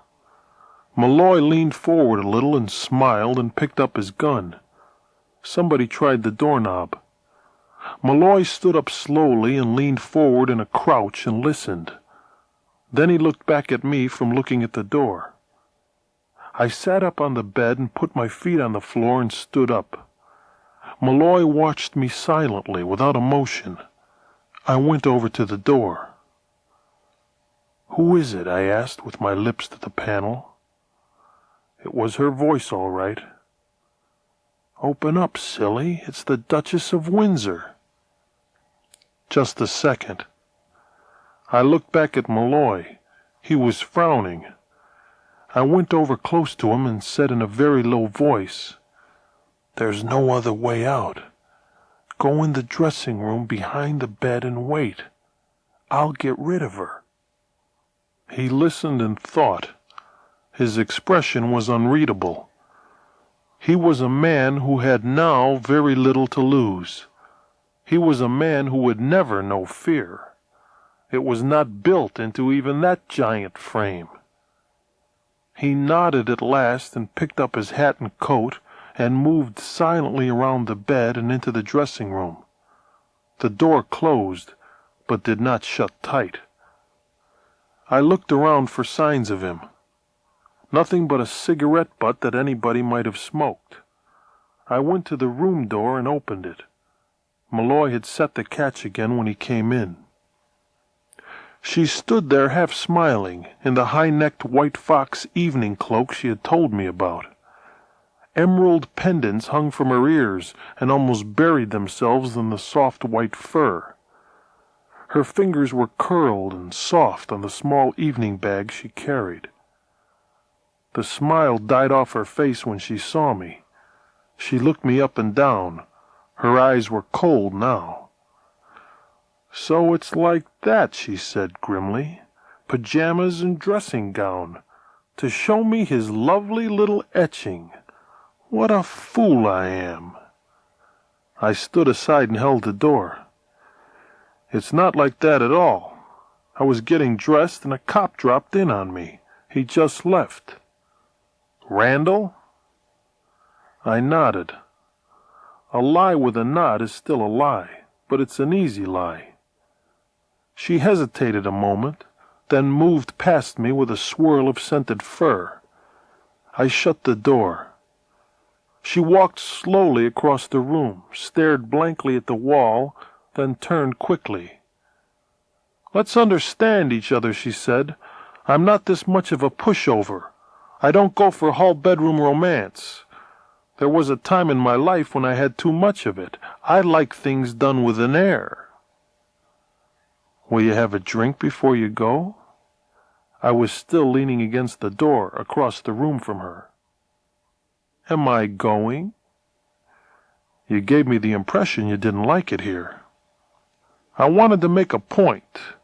I have to be a little vulgar to make it. I'm not one of these promiscuous bitches. I can be had, but not just by reaching. Yes, I'll take a drink." I went out into the kitchenette and mixed a couple of drinks with hands that were not too steady. I carried them in and handed her one. She got out a gold cigarette case from her bag, and I went over and held a match for her. She blew a vague plume of smoke and watched it with half-shut eyes. "Sit close to me," she said suddenly. "Let's talk a little first." "About what?" "Oh, my jade." "About murder." Nothing changed in her face. She blew another plume of smoke, this time more carefully, more slowly. "It's a nasty subject. Do we have to?" I shrugged. "Lynn Marriott was no saint," she said, "but I still don't want to talk about it." She stared at me coolly for a long moment, and then dipped her hand into her open bag for a handkerchief. "Personally, I don't think he was a fingerman for a jewel mob either," I said. "The police pretend that they think that, but they do a lot of pretending. I don't even think he was a blackmailer in any real sense. Funny, isn't it?" "Is it?" The voice was very, very cold now. "Well, not really," I agreed, and drank the rest of my drink. "It was awfully nice of you to come here, Mrs. Grail, but we seem to have hit the wrong mood. I don't even, for example, think Marriott was killed by a gang. I don't think he was going to that canyon to buy a jade necklace. I don't even think a jade necklace was ever stolen. I think he went to that canyon to be murdered, although he thought he went there to help commit a murder. But Marriott was a very bad murderer." She smiled. "And who was he about to murder, do you suppose?" "Me?" "That must be very difficult to believe, that anyone would hate you that much. And you said my jade necklace was never stolen at all. Have you any proof of all this?" "I didn't say I had. I said I thought these things." "Then why be such a fool as to talk about them?" "Proof," I said, "is always a relative thing. It's an overwhelming balance of probabilities, and that's a matter of how they strike you. There was rather weak motive for murdering me, merely that I was trying to trace a former Central Avenue dive singer at the same time that a convict named Moose Malloy got out of jail and started to look for her too. Perhaps I was helping him find her. Obviously it was possible to find her, or it wouldn't have been worthwhile to pretend to Marriott that I had to be killed and killed quickly. And obviously he wouldn't have believed it if it wasn't so. But there was a much stronger motive for murdering Marriott, which he, out of vanity or love or greed or a mixture of all three, didn't evaluate. He was afraid, but not for himself. He was afraid of violence to which he was a part, and for which he could be convicted. But then, on the other hand, he was fighting for his meal ticket, so he took the chance. I stopped. She nodded and said, "Very interesting, if one knows what you are talking about." "And one does," I said. We stared at each other. She had her right hand in her bag again now. I had a good idea what it held, but it hadn't started to come out yet. Every event takes time. "Let's quit kidding," I said. "We're all alone here. Nothing either of us says has the slightest standing against what the other says. We cancel each other out. A girl who started in the gutter became the wife of a multimillionaire. On the way up, a shabby old woman recognized her. Probably heard her singing at the radio station and recognized the voice and went to see. And this old woman had to be kept quiet. But she was cheap, therefore she only knew a little. But the man who dealt with her and made her monthly payments and owned a trust deed on her home and could throw her into the gutter any time she got funny, that man knew it all. He was expensive. But that didn't matter either, as long as nobody else knew. But someday a tough guy named Moose Malloy was going to get out of jail and start finding things out about his former sweetie. Because the big sap loved her, and still does. That's what makes it funny, tragic funny. And about that time a private dick starts nosing in also. So the weak link in the chain, Marriott, is no longer a luxury. He has become a menace. They'll get to him and they'll take him apart. He's that kind of lad. He melts under heat. So he was murdered before he could melt. With a blackjack. By you. All she did was take her hand out of her bag with a gun in it. All she did was point it at me and smile. All I did was nothing. But that wasn't all that was done. Moose Malloy stepped out of the dressing room with the Colt 45 still looking like a toy in his big hairy paw. He didn't look at me at all. He looked at Mrs. Lewin Lockridge Grail. He leaned forward and his mouth smiled at her and he spoke to her softly. "I thought I knew that voice," he said. "I listened to that voice for 8 years, all I could remember of it. I kinda liked your red hair, though. Hiya, babe, long time no see." She turned the gun. "Get away from me, you son of a bitch," she said. He stopped dead and dropped the gun to his side. He was still a couple of feet from her. His breath labored. "I never thought," he said quietly. "It just came to me out of the blue. You turned me into the cops. You. Little Velma." I threw a pillow, but it was too slow. She shot him 5 times in the stomach. The bullets made no more sound than fingers going into a glove. Then she turned the gun and shot at me, but it was empty. She dived for Malloy's gun on the floor. I didn't miss with the second pillow. I was around the bed and knocked her away before she got the pillow off her face. I picked the Colt up and went away around the bed again with it. He was still standing, but he was swaying. His mouth was slack and his hands were fumbling at his body. He went slack at the knees and fell sideways on the bed, with his face down. His gasping breath filled the room. I had the phone in my hand before she moved. Her eyes were a dead gray, like half-frozen water. She rushed for the door, and I didn't try to stop her. She left the door wide, so when I had done phoning, I went over and shut it. I turned his head a little on the bed, so he wouldn't smother. He was still alive, but after 5 in the stomach, even a Moose Malloy doesn't live very long. He has a slight chance, if they're 25s, the fast wagon doctor said just before he went out. All depends what they hid inside, but he has a chance. He wouldn't want it, I said. He didn't. He died in the night. "You ought to have given a dinner party," Ann Reardon said, looking at me across her tan-figured rug. "Gleaming silver and crystal, bright, crisp linen, if they're still using linen in the places where they give dinner parties.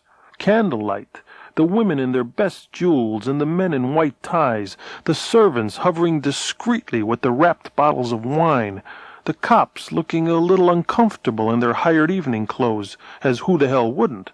The suspects with their brittle smiles and restless hands, and you at the head of the long table telling all about it, little by little, with your charming light smile and a phony English accent like Philo Vance." "Yeah," I said. "How about a little something to be holding in my hand while you go on being clever?" She went out to her kitchen and rattled ice and came back with a couple of tall ones and sat down again.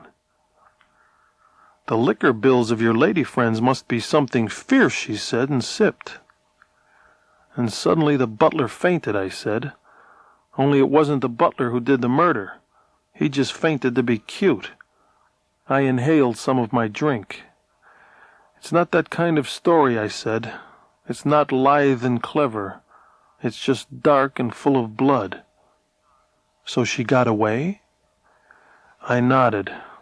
"So far. She never went home. She must have had a little hideout where she could change her clothes and appearance. After all, she lived in peril, like the sailors. She was alone when she came to see me, no chauffeur. She came in a small car, and she left it a few dozen blocks away." "What about Malloy?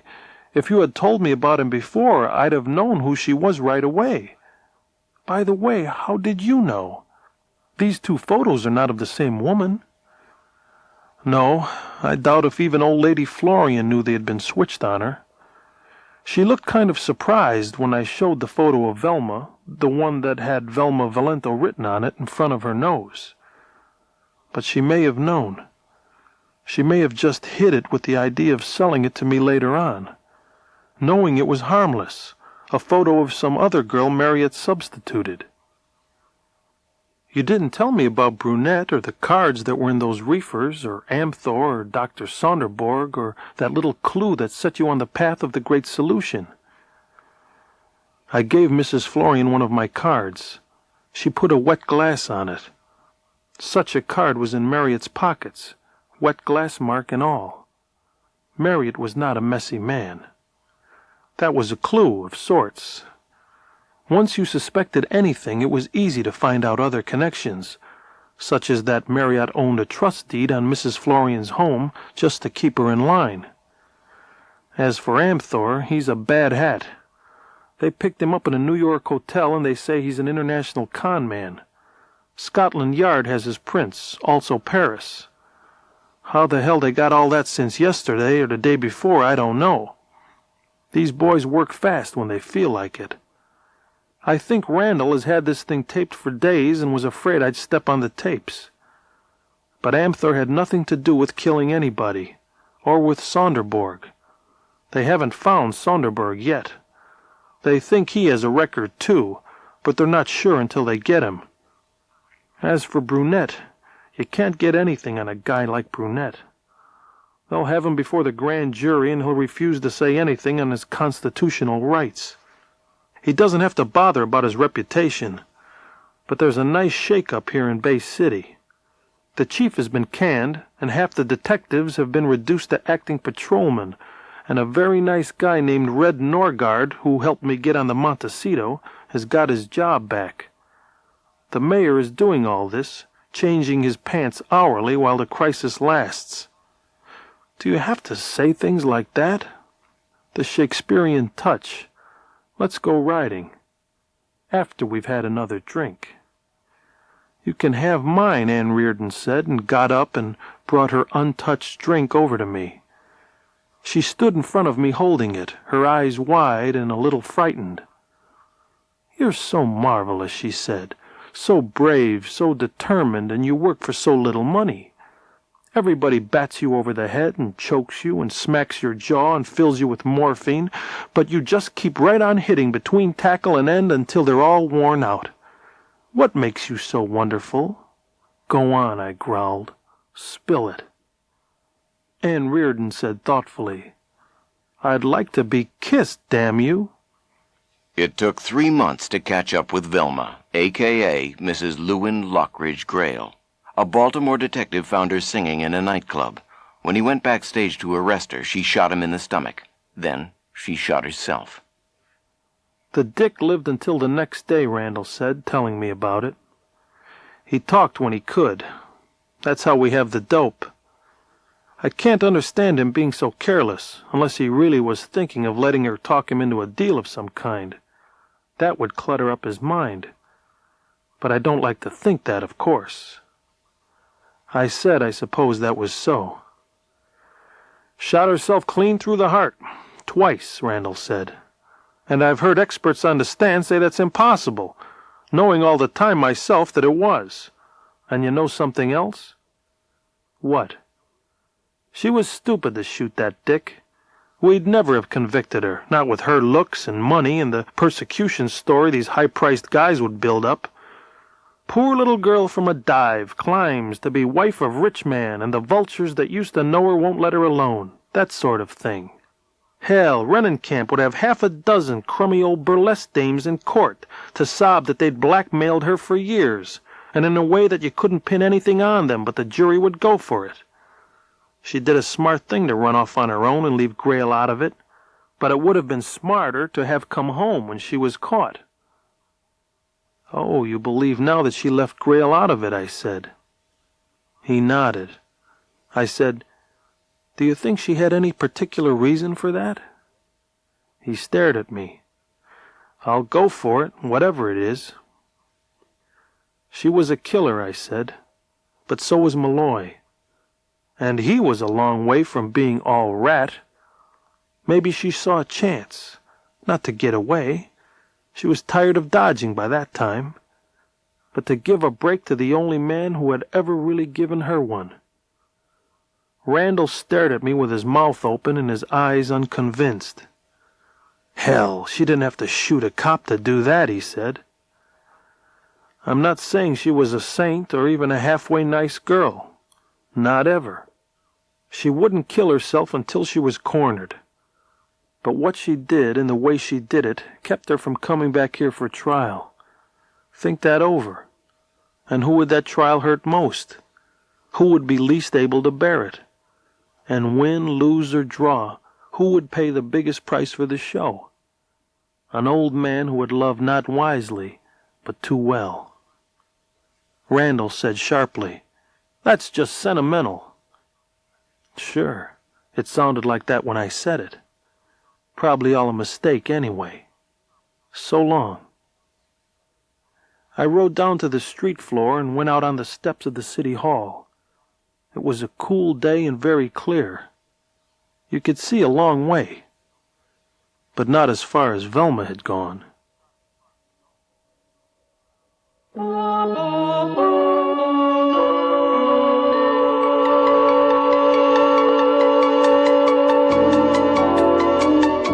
This has been a Random House Audiobooks presentation.